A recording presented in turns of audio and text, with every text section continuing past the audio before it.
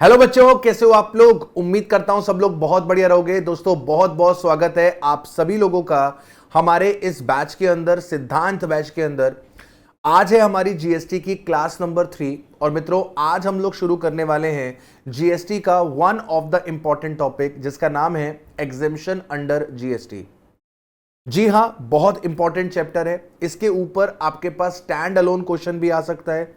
इसमें आपके पास payment of GST का क्वेश्चन आएगा। उसके अंदर एक आधा एडजस्टमेंट ऐसा हो सकता है जिसपे जीएसटी एग्जेम्प्टेड हो। तो आपको ये चैप्टर जो है वो बहुत अच्छे से करना है, राइट। अच्छा सर, अब हमारे पास बहुत सारी ऐसी सप्लाईज हैं जिनके ऊपर सरकार ने जीएसटी एग्जेम्प्ट कर रखा है। स्पेशली सर्विसेज, बहुत सारी सर्विसेज ऐसी हैं जिनके ऊपर जीएसटी एग्जेम्प्ट कर रखा है सरकार ने, और it is not humanly possible कि हम वो सारी की सारी एग्जेम्पशंस याद कर पाए, और ना ही आपके लिए सारी की सारी exemption exam point of view से इंपॉर्टेंट है। तो हम जितनी एग्जाम पॉइंट ऑफ व्यू से इंपॉर्टेंट है और जितनी इंपॉर्टेंट एग्जामिशंस है जिनसे क्वेश्चन बनने के चांसेस बहुत हाई हैं, हमने वो सारी की सारी एग्जामिशन इस सेशन के अंदर रिवाइज करनी है। And you have to make sure कि जितनी एग्जामिशन हम डिस्कस करेंगे इस सेशन के अंदर, उन सारी एग्जामिशंस को आप अच्छे तरीके से अपने टिप्स पर रिटेन करोगे। बाकियों को आप एक आध बार रीड कर लेना चल जाएगा, लेकिन इन एग्जाम्पशंस को you have to make sure कि आप अच्छे तरीके से इन्हें रिवाइज कर रहे हैं और अपने टिप्स पर लेकर आ रहे हैं, राइट। तो without wasting any time let's start with the session और खत्म करते हैं हमारे इस चैप्टर को, एग्जेम्पशन अंडर जीएसटी। अब स्टार्ट करते हैं विद एग्जेम्पशन फ्रॉम जीएसटी। हमारे पास सेक्शन 2 सब सेक्शन 47 है। ये जो सेक्शन है ये एग्जेम्प्ट सप्लाई को डिफाइन करता है कि सर एग्जेम्प्ट सप्लाई में क्या क्या आता है। तो ये ऑलरेडी मैं आपको बता चुका हूं कि एग्जेम्प्ट सप्लाई की डेफिनेशन में 3 चीजें कवर होती हैं। एक निल रेटेड, वो जिसपे जीएसटी निल रेट से अप्लाई होता है। सर वो जो होली एग्जेम्प्ट है, सरकार एग्जेम्पशन नोटिफिकेशन इशू करके जीएसटी होली एग्जेम्प्ट कर देती है। और तीसरी आपकी जो नॉन टैक्सेबल सप्लाई है, नॉन टैक्सेबल सप्लाई में आपके पास 2 चीजें कवर होती है। एक आपका एल्कोहलिक लिकर के ऊपर कभी भी जीएसटी नहीं लगता है, और दूसरा आपका HP man, high speed diesel, petroleum crude, motor spirit, aviation turbine fuel और आपका नेचुरल स्पिरिट्स, राइट। इनके ऊपर आपका जीएसटी नहीं लगता।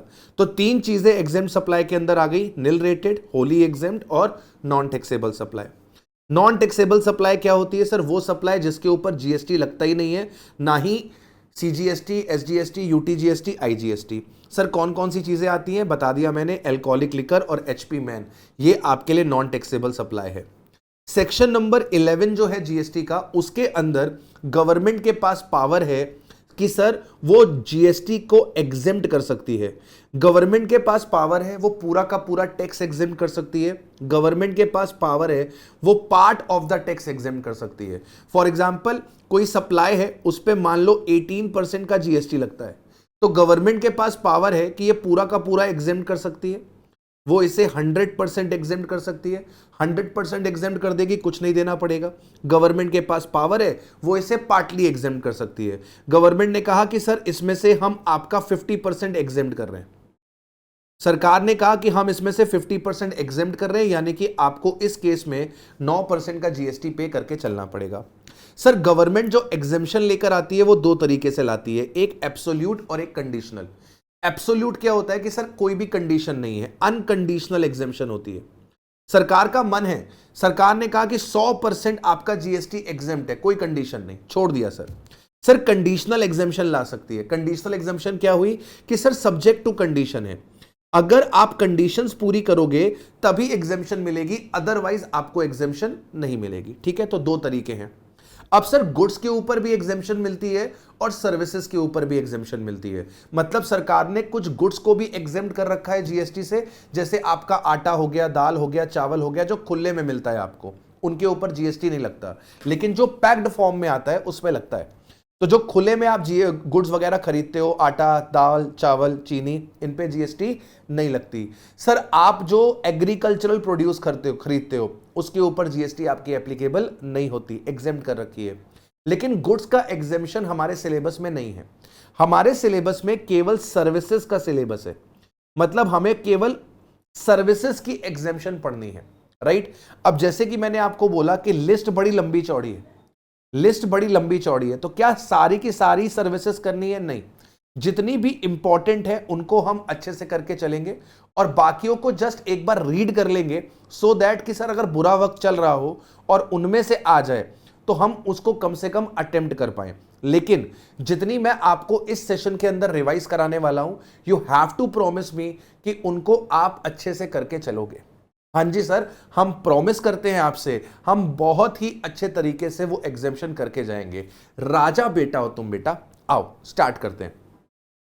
सबसे पहला point, services related to charitable and religious activity. Most important services related to charitable और रिलीजियस एक्टिविटी। चैरिटेबल और रिलीजियस एक्टिविटी से जुड़ी हुई सर्विसेज पे सरकार ने एग्जेम्पशन दे रखी है। पहला पॉइंट इसका कहता है services bye an entity registered under section 12A of the income tax act. कह रहा है कोई भी एंटिटी जो रजिस्टर्ड है अंडर सेक्शन 12AA और AB of the income tax act. ये कौन से सेक्शन है सर? ये चैरिटेबल इंस्टीट्यूशन के सेक्शन है। आप अगर कोई चैरिटी का काम करते हो, आपने कोई चैरिटेबल इंस्टीट्यूट खोला है, तो उसको आपको इनकम टैक्स में रजिस्टर करवाना होता है और फिर चैरिटेबल इंस्टीट्यूट जो भी इनकम कमाते हैं उस इनकम को एग्जेम्प्ट कर दिया जाता है। तो अगर आपकी इनकम एग्जेम्प्ट है अंडर इनकम टैक्स एक्ट, वो कैसे एग्जेम्प्ट होगी? जब आप अपने आप को इस सेक्शन में रजिस्टर करवाओगे 12AA और AB में। तो अगर आप इनकम टैक्स एक्ट में 12AA और AB में रजिस्टर्ड हो, तो उस केस में आपकी सर्विसेज पे लगने वाला जीएसटी भी एग्जेम्प्ट हो जाएगा। Services by the registered person which is registered under section 12AA or AB of the income tax act by way of charitable activity। आप क्या कर रहे हो? चैरिटेबल एक्टिविटी कर रहे हो। तो अगर कोई चैरिटेबल इंस्टीट्यूशन चैरिटेबल एक्टिविटी करता है और उस चैरिटेबल एक्टिविटी के लिए वो कोई भी पैसा चार्ज करता है, उसके ऊपर कोई भी जीएसटी आपका एप्लीकेबल नहीं होगा। सर अगर हम चैरिटेबल एक्टिविटी कर रहे हैं तो पैसा क्यों चार्ज करते हैं? नॉमिनल सा अमाउंट चार्ज करते हैं ताकि हम ये सेवा कंटिन्यू कर सके। जैसे चैरिटेबल हॉस्पिटल्स होते हैं, वो बहुत नॉमिनल सा अमाउंट चार्ज करते हैं। वो क्यों चार्ज करते हैं? ताकि वो डॉक्टर्स की फीस पे कर पाए, हॉस्पिटल्स को मेंटेन कर पाए, राइट। तो जो चैरिटेबल इंस्टीट्यूट है, अगर वो चैरिटेबल एक्टिविटी परफॉर्म कर रहा है और आपसे कोई पैसा चार्ज कर रहा है, उस पैसे के ऊपर जीएसटी नहीं लगेगा। अब सर किसको चैरिटेबल एक्टिविटी बोला जाता है? किसको चैरिटेबल एक्टिविटी बोला जाता है? तो यहां पे आपको रट्टा मारना है, किन किन चीजों को चैरिटेबल एक्टिविटी बोला जाता है। अगर हम पब्लिक हेल्थ पे काम कर रहे हैं, मतलब हॉस्पिटल्स वगैरह चला रहे हैं, हम एडवांसमेंट ऑफ रिलीजियन कर रहे हैं, स्पिरिचुअलिटी कर रहे हैं और योगा कर रहे हैं, हम रिलीजन को बढ़ावा दे रहे हैं, हम रिलीजन को बढ़ावा दे रहे हैं, हम स्पिरिचुअलिटी को बढ़ावा दे रहे हैं, हम योगा को बढ़ावा दे रहे हैं। जगह जगह पर आप देखते हो योगा शिविर्स लगते हैं, योगा सिखाया जाता है, योगा कैंप्स लगते हैं, योगा सिखाया जाता है। तो ये आपका एक चैरिटेबल एक्टिविटी है। ओके सर अगर हम एजुकेशन दे रहे हैं या फिर स्किल डेवलपमेंट के प्रोग्राम्स चला रहे हैं, हम एजुकेशन दे रहे हैं या फिर स्किल डेवलपमेंट के प्रोग्राम चला रहे हैं, और ये एजुकेशन और स्किल हम किसको दे रहे हैं? रट्टा मारना है। यहां पे रट्टा मारना है। किसको दे रहे हैं? इसको रट्टा मारना है। सर हम ये एजुकेशन और स्किल दे रहे हैं एबंडन्ड, ऑर्फेंड और होमलेस चिल्ड्रन को। सर जिन बच्चों को छोड़ रखा है, मां बाप ने पाल के छोड़ दिया, एबंडन कर दिया सर, ठीक है, घर से बाहर निकाल दिया, या फिर ऑर्फेंड है सर, जिनके मां बाप ही नहीं है, होमलेस है, राइट, इन बच्चों को आप एजुकेशन दे रहे हो। सर जो फिजिकली और मेंटली एब्यूज्ड लोग हैं, इनको अगर आप एजुकेशनल की सर्विसेज दे रहे हो। सर जो प्रिजनर्स हैं, सर कैदी हैं, जो जेल में बैठे हुए हैं लोग, इनको आप एजुकेशन दे रहे हो। या फिर किसी भी ऐसे पर्सन को जिसकी एज 65 ईयर से ज्यादा है और रूरल एरिया में रहता है, इंपॉर्टेंट है, जिसकी एज 65 ईयर से ज्यादा है और ये रूरल एरिया में रहता है, तो सर इसको अगर आप एजुकेशन दोगे, ये एजुकेशन भी आपकी एग्जेम्प्ट हो जाएगी। इसके अलावा अगर आप एनवायरमेंट को प्रिजर्व करने का काम करते हो तो ये भी चैरिटेबल एक्टिविटी है। एनवायरमेंट को प्रिजर्व करने का काम करते हो तो ये भी चैरिटेबल एक्टिविटी है। तो 4 चीजें आपके पास चैरिटेबल एक्टिविटी में आती है: public health, advancement of religion, spirituality, yoga, advancement of education and skill development to abandoned, orphaned, homeless children, physically, mentally abused, traumatized person, prisoners, or a person over the age of 65 years in a rural area, and the preservation of environment। ये 4 चीजें जो है वो आपकी charitable activity में आती है। तो कोई भी एंटिटी अगर इनकम टैक्स एक्ट में रजिस्टर्ड है अंडर सेक्शन 12AA और AB और वो चैरिटेबल एक्टिविटीज परफॉर्म कर रही है तो उसके ऊपर जीएसटी नहीं लगेगी। कोई भी पर्सन अगर कंडक्ट कर रहा है रिलीजियस सेरेमनी, कोई भी person, services by a person, कोई भी व्यक्ति अगर सर्विस दे रहा है of a conduct of religious ceremony, sir शादी करवा रहा है पंडित जी शादी करवा रहे हैं, किसी मंदिर में शादी हो रही है, किसी गुरुद्वारे में शादी हो रही है, तो ये क्या है? Conduct of religious ceremony. तो जब गुरुद्वारे में शादी होती है तो हमें गुरुद्वारे को कुछ फीस देनी पड़ती है। सर जो हमारे फेरे करवाते हैं, पंडित जी होते हैं या प्रीस्ट होते हैं, इनको हमें क्या करना पड़ता है? फीस पे करनी पड़ती है। सर घर पे मुंडन है बच्चे का, राइट, मुंडन के लिए पंडित जी को बुलाया है, हवन वगैरह कराया है, तो पंडित जी को जो भी हमने दक्षिणा दी है उन सब के ऊपर जीएसटी आपकी एप्लीकेबल नहीं होगी। रिलीजियस सेरेमनी से हमारा मतलब क्या है? सर जो लाइफ साइकिल रिचुअल्स है, रिलीजियस सेरेमनी से हमारा क्या मतलब है? जो लाइफ साइकिल रिचुअल्स है, जैसे कि special religious Pooja's conducted in the terms of religious text bye a person so authorised by the such religious text. तो कह रहा है रिलीजियस टेक्स्ट का मतलब क्या हुआ? ग्रंथ। जैसे हम सिखों में क्या होती है? गुरु ग्रंथ साहब। हिंदुओं में क्या होती है? सर अपना गीता हो गया, राइट। अपने जो मुस्लिम्स हैं उनके लिए क्या हो गई? कुरान। तो रिलीजियस टेक्स्ट को पढ़ा जा रहा है, उसको पढ़ने के लिए हम किसी को पैसा दे रहे हैं, मतलब कि पंडित जी वगैरह को, पाई जी वगैरह को। बर्थ हो रहा है, मैरिज हो रही है, डेथ हो रही है, इसके अंदर रिलीजियस सेरेमनी होती है। चौथा होता है जब कोई मर जाता है, right. All these are what? Religious ceremony. इसमें अगर आप कोई रिलीजियस सेरेमनी कंडक्ट करवा रहे हो, उसके लिए पैसा दे रहे हो, उसके ऊपर कोई भी जीएसटी आपका एप्लीकेबल नहीं होगा।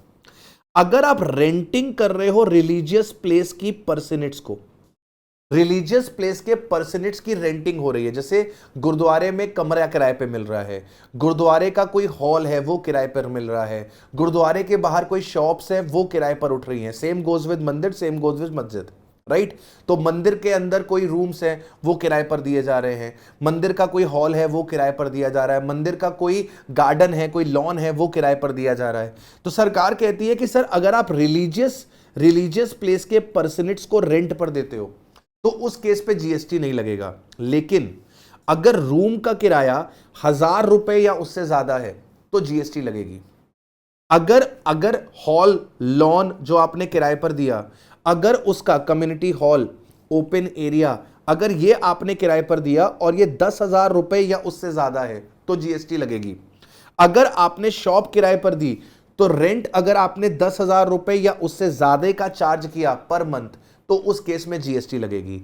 यानी कि अगर रूम का rent up to 999 per day है तो ये एग्जेम्प्ट है।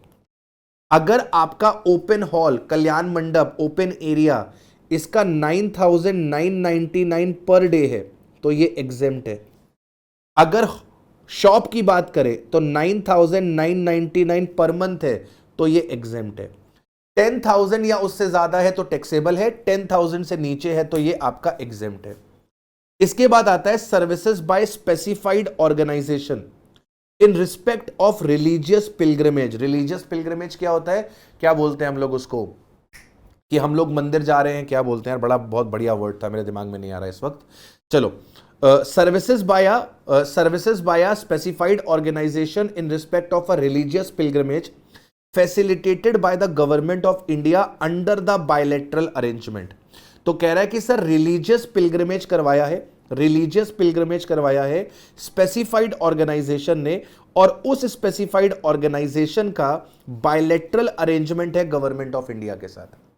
मतलब specified organisation Government of India के साथ मिलकर रिलीजियस पिलग्रमेज करवा रही है, राइट सर। अगर आपका specified organisation Government of India के साथ मिलकर रिलीजियस पिलग्रमेज करवा रही है, जैसे हमारे जो हिंदू भाई बहन हैं उनको कुमाऊं मंडल विकास निगम लिमिटेड, कुमाऊं मंडल विकास निगम लिमिटेड ये सर्विसेज देता है सर, ये एक सर्विसेज देता है इनके हिंदू के रिलीजियस पिलग्रमेज के लिए, राइट है ना।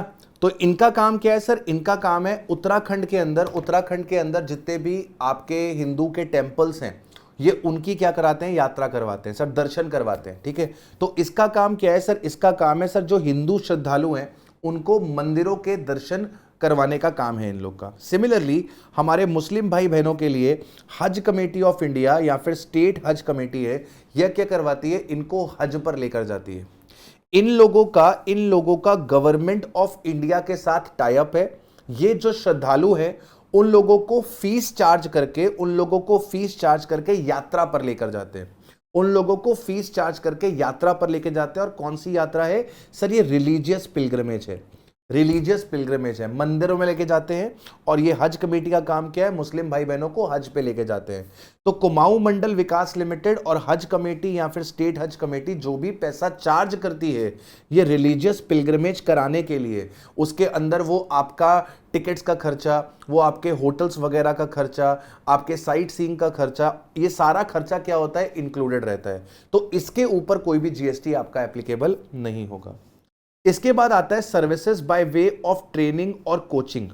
अगर ट्रेनिंग और कोचिंग दी जा रही है, किस रिगार्ड में, ट्रेनिंग और coaching in recreational activity relating to art culture, तो सर अगर ट्रेनिंग और कोचिंग दी जा रही है किसी आर्ट को लेकर, किसी कल्चर को लेकर, और ये ट्रेनिंग कौन दे रहा है, इंडिविजुअल दे रहा है। अगर आर्ट से रिलेटेड, कल्चर से रिलेटेड ट्रेनिंग दी जा रही है, कोचिंग दी जा रही है, किसी भी आर्ट, हो सकता है कथक सिखाया जा रहा हो, कुचिपुड़ी सिखाया जा रहा हो, तो अगर आर्ट से रिलेटेड, कल्चर से रिलेटेड कोई भी कोचिंग और ट्रेनिंग दे रहा है इंडिविजुअल, उसके ऊपर जीएसटी नहीं लगेगी। अगर ट्रेनिंग और कोचिंग चल रही है स्पोर्ट्स से रिलेटेड, और ये ट्रेनिंग कौन दे रहा है, कोई भी चैरिटेबल एंटिटी जो कि रजिस्टर्ड है अंडर सेक्शन 12AA और AB of the income tax act, तो इसके ऊपर जीएसटी आपका एप्लीकेबल नहीं होगा। अगर कोई व्यक्ति ट्रेनिंग और कोचिंग दे रहा है आर्ट की, कल्चर की, और वो इंडिविजुअल है, तो उस पर जीएसटी नहीं लगेगी। मतलब अगर कोई इंडिविजुअल स्पोर्ट्स की ट्रेनिंग दे रहा है, स्पोर्ट्स की कोचिंग दे रहा है, लेट्स से कोई क्रिकेट सिखा रहा है, कोई इंडिविजुअल क्रिकेट सिखा रहा है, तो वो आपका टैक्सेबल होगा, वो आपका एग्जेम्प्ट नहीं है। इंडिविजुअल के लिए क्या एग्जेम्प्ट है, आर्ट और कल्चर। अगर कोई इंडिविजुअल कोचिंग दे रहा है, ट्रेनिंग दे रहा है आर्ट से रिलेटेड, कल्चर से रिलेटेड, तब तो एग्जेम्पशन मिलेगी। लेकिन इंडिविजुअल आर्ट और कल्चर के अलावा किसी चीज की ट्रेनिंग और कोचिंग दे रहा है तो जीएसटी आपका एप्लीकेबल होगा। सिमिलरली अगर मैं बात करूं ट्रेनिंग और coaching by the charitable entity, अगर चैरिटेबल एंटिटी स्पोर्ट्स से रिलेटेड ट्रेनिंग और कोचिंग दे रही होगी तो उस केस में जीएसटी आपका एप्लीकेबल नहीं होने वाला है। इसके बाद अगला पॉइंट निकल कर आता है एग्रीकल्चर रिलेटेड सर्विसेज। ये भी इंपॉर्टेंट है और यहां पर भी रटने के लिए आपके पास काफी कुछ है, ठीक है। इसको आपको 2 से 3 बारी अच्छी तरीके से रीड करना है, 2 से 3 बारी इसको अच्छी तरीके से रीड करना है। एग्रीकल्चर से जुड़ी हुई सर्विसेज को एग्जेम्प्ट किया गया है। तो सबसे पहले सरकार कहती है कि अगर राइस की आप लोडिंग कर रहे हो, अनलोडिंग कर रहे हो, पैकिंग कर रहे हो, स्टोरेज कर रहे हो, वेयर हाउसिंग कर रहे हो, राइस से जुड़ा हुआ कार्यक्रम चल रहा है, loading, unloading, packing, storage, warehousing, तो उसके ऊपर जीएसटी आपकी एप्लीकेबल नहीं होगी। अगर आप माइनर फॉरेस्ट प्रोड्यूस की वेयर हाउसिंग करते हो जीएसटी एप्लीकेबल नहीं होगी।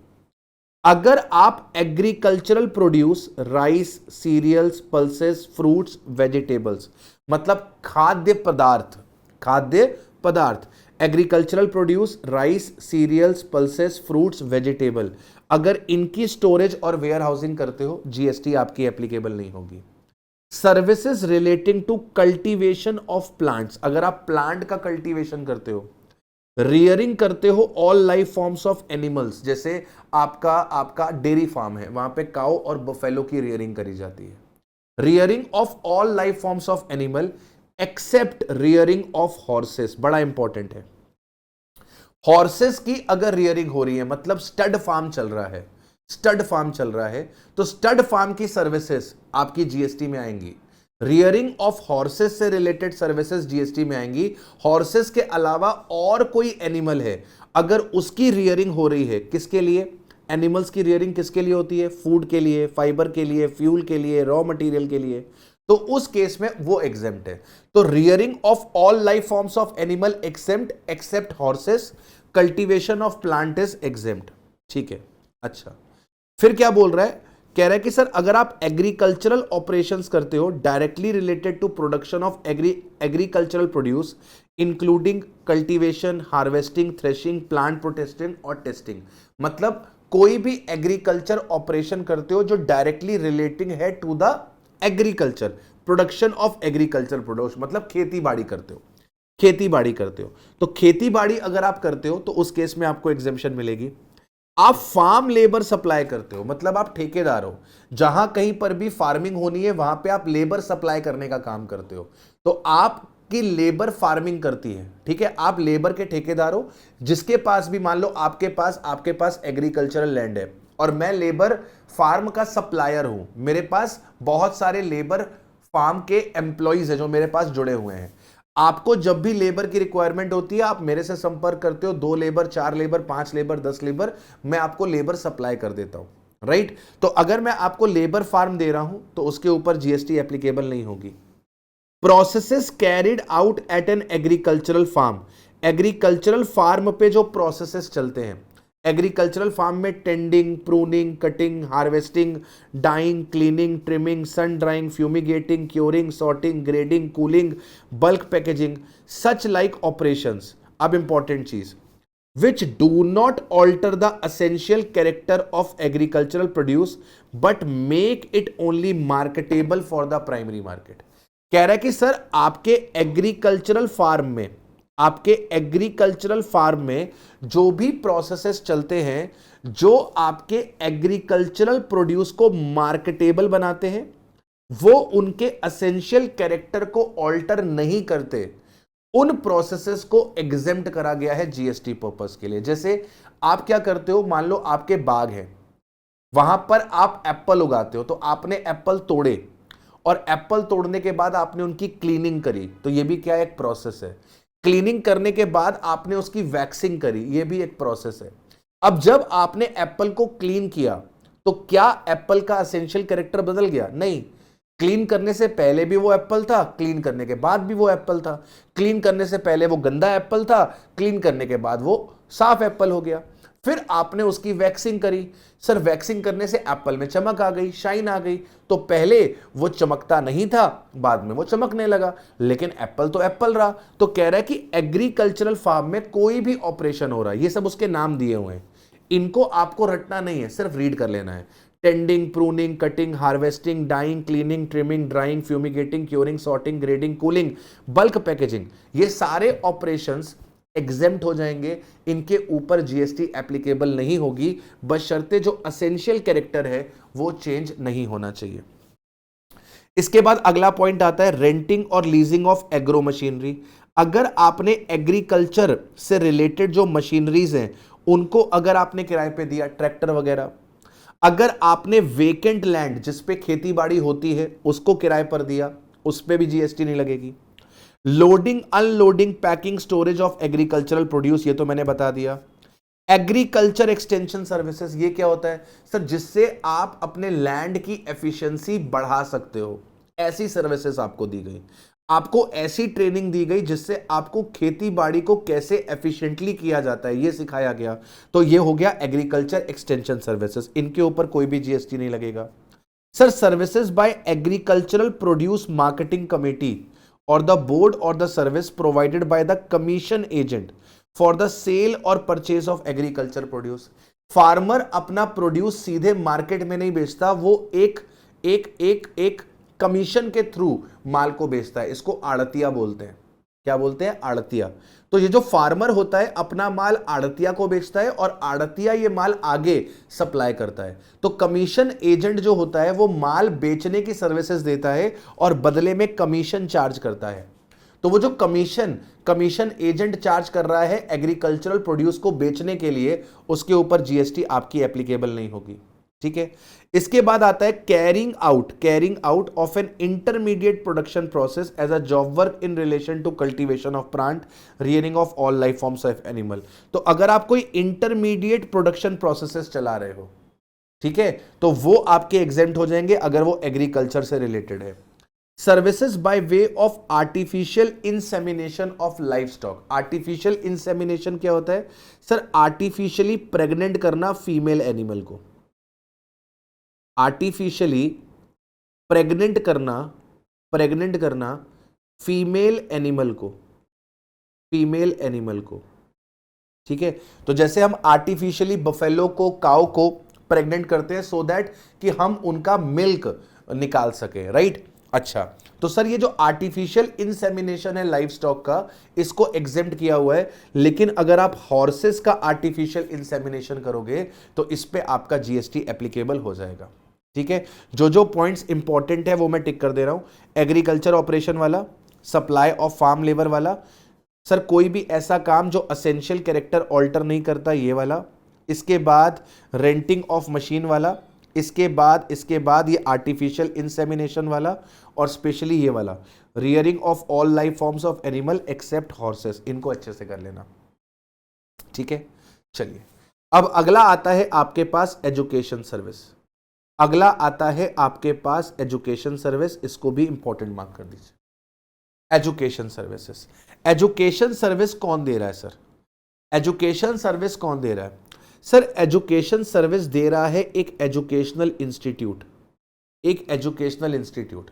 अगर कोई स्कूल, कोई कॉलेज, कोई भी एजुकेशनल इंस्टीट्यूट का मतलब यहां पे जो फुल टाइम एजुकेशन देता है, जो कि रिकॉग्नाइज्ड बाय लॉ है, जो फुल टाइम एजुकेशन देता है, जो कि रिकॉग्नाइज्ड बाय लॉ है। कोई भी प्राइवेट कोचिंग इंस्टीट्यूट इसमें कवर नहीं हो रहा, या कोई भी एरा गैरा नत्थु खैरा एजुकेशनल इंस्टीट्यूट यहां पे कवर नहीं हो रहा।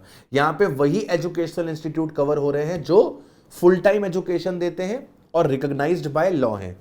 तो कोई भी एजुकेशनल इंस्टीट्यूट अगर अपने फैकल्टी को, अपने स्टूडेंट्स को, अपने स्टाफ मेंबर को सर्विसेज देता है तो वो सर्विसेज एग्जेम्प्ट होती हैं। कोई भी स्कूल, कॉलेज, यूनिवर्सिटी अगर अपने स्टूडेंट्स को, अपने फैकल्टी मेंबर्स को, अपने स्टाफ मेंबर्स को सर्विसेज देता है तो वो सर्विसेज एग्जेम्प्ट होती हैं। कोई भी स्कूल, कोई भी कॉलेज, कोई भी यूनिवर्सिटी, कोई भी स्कूल, कोई भी कॉलेज, कोई भी यूनिवर्सिटी अगर कंडक्ट करवाती है एंट्रेंस एग्जामिनेशन और उसके बदले में पैसा चार्ज करती है अपने बच्चों से in the form of entrance fee, उसके ऊपर कोई भी जीएसटी आपकी एप्लीकेबल नहीं होती। तो जैसे आप लोग भी अभी अपना एग्जामिनेशन फॉर्म भरोगे, आपके एग्जाम आने वाले हैं ना, या भर चुके हैं आप लोग, तो आप लोगों ने अपना जो एग्जामिनेशन फॉर्म भरा है और उसके लिए जो एग्जामिनेशन फीस दी है, उस पे जीएसटी लगती है कि नहीं लगती, जल्दी से मुझे बताना। उस पे जीएसटी लगती है कि नहीं लगती है, जल्दी से मुझे बताना। वैसे बहुत सारे universities, college, schools entrance examination करवाते हैं। मतलब आपको किसी भी स्कूल में अगर एडमिशन लेना है, किसी भी कॉलेज में अगर एडमिशन लेना है, किसी भी यूनिवर्सिटी में अगर आपको एडमिशन लेना है, तो उनका एंट्रेंस एग्जामिनेशन होता है। वो अगर आप क्वालिफाई करते हो तो ही आपको स्कूल कॉलेज में एडमिशन मिलेगा, यूनिवर्सिटी में एडमिशन मिलेगा, अदरवाइज नहीं मिलेगा। तो वो जो एंट्रेंस एग्जामिनेशन होता है उसकी एक एंट्रेंस फी है जो हमको पे करनी पड़ती है। उस एंट्रेंस फीस के ऊपर कोई भी जीएसटी आपका एप्लीकेबल नहीं होता है। ठीक है। अगला पॉइंट आता है टू एन एजुकेशनल इंस्टीट्यूट। अभी हमने क्या पढ़ा था? By educational institute. पहले दो पॉइंट में एजुकेशनल इंस्टीट्यूट सर्विस दे रहा था। अब अगले पॉइंट पे हम एजुकेशनल इंस्टीट्यूट को सर्विस देंगे। हम स्कूल, कॉलेज, यूनिवर्सिटी को सर्विस दे रहे हैं। अगर हम स्कूल कॉलेज यूनिवर्सिटी को अगर सर्विसेज दे रहे हैं ट्रांसपोर्टेशन ऑफ स्टूडेंट की, फैकल्टी की और स्टाफ की, अगर हम ट्रांसपोर्टेशन ऑफ स्टूडेंट की, फैकल्टी की, स्टाफ की सर्विसेज दे रहे हैं तो वो एग्जेम्प्ट हो जाएगी। अगर हम स्कूल कॉलेज को केटरिंग की, including any mid day meal scheme sponsored by the central government, state government और द यूनियन टेरिटरी, मोटी मोटी चीज मिड डे मील याद रखना, अगर हम किसी स्कूल को केटरिंग की सर्विसेज दे रहे हैं तो वो आपकी एग्जेम्प्ट हो जाएंगी। हम किसी स्कूल को सिक्योरिटी और क्लीनिंग और हाउसकीपिंग की सर्विसेज दे रहे हैं तो वो सर्विसेज एग्जेम्प्ट हो जाएंगी। आप जो पॉइंट नंबर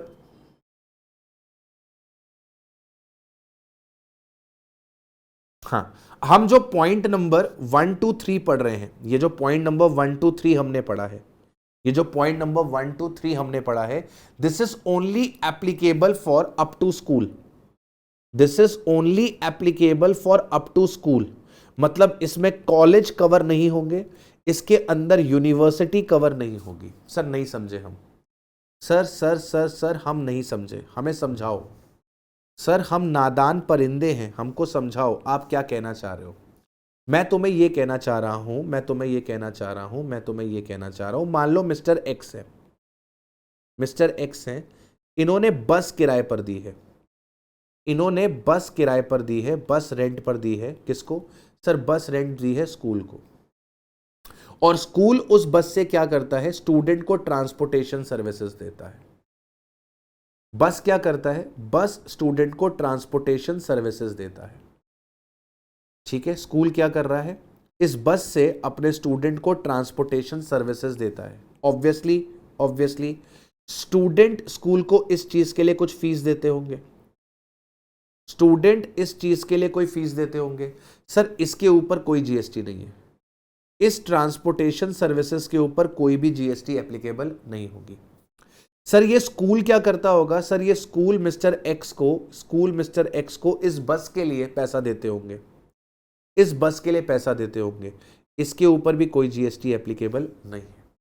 यहीं पे अगर मैं स्कूल की जगह पर कॉलेज ले आऊं, यूनिवर्सिटी ले आऊं, अगर मैं स्कूल की जगह पे कोई कॉलेज या यूनिवर्सिटी ले आऊं तो क्या होगा?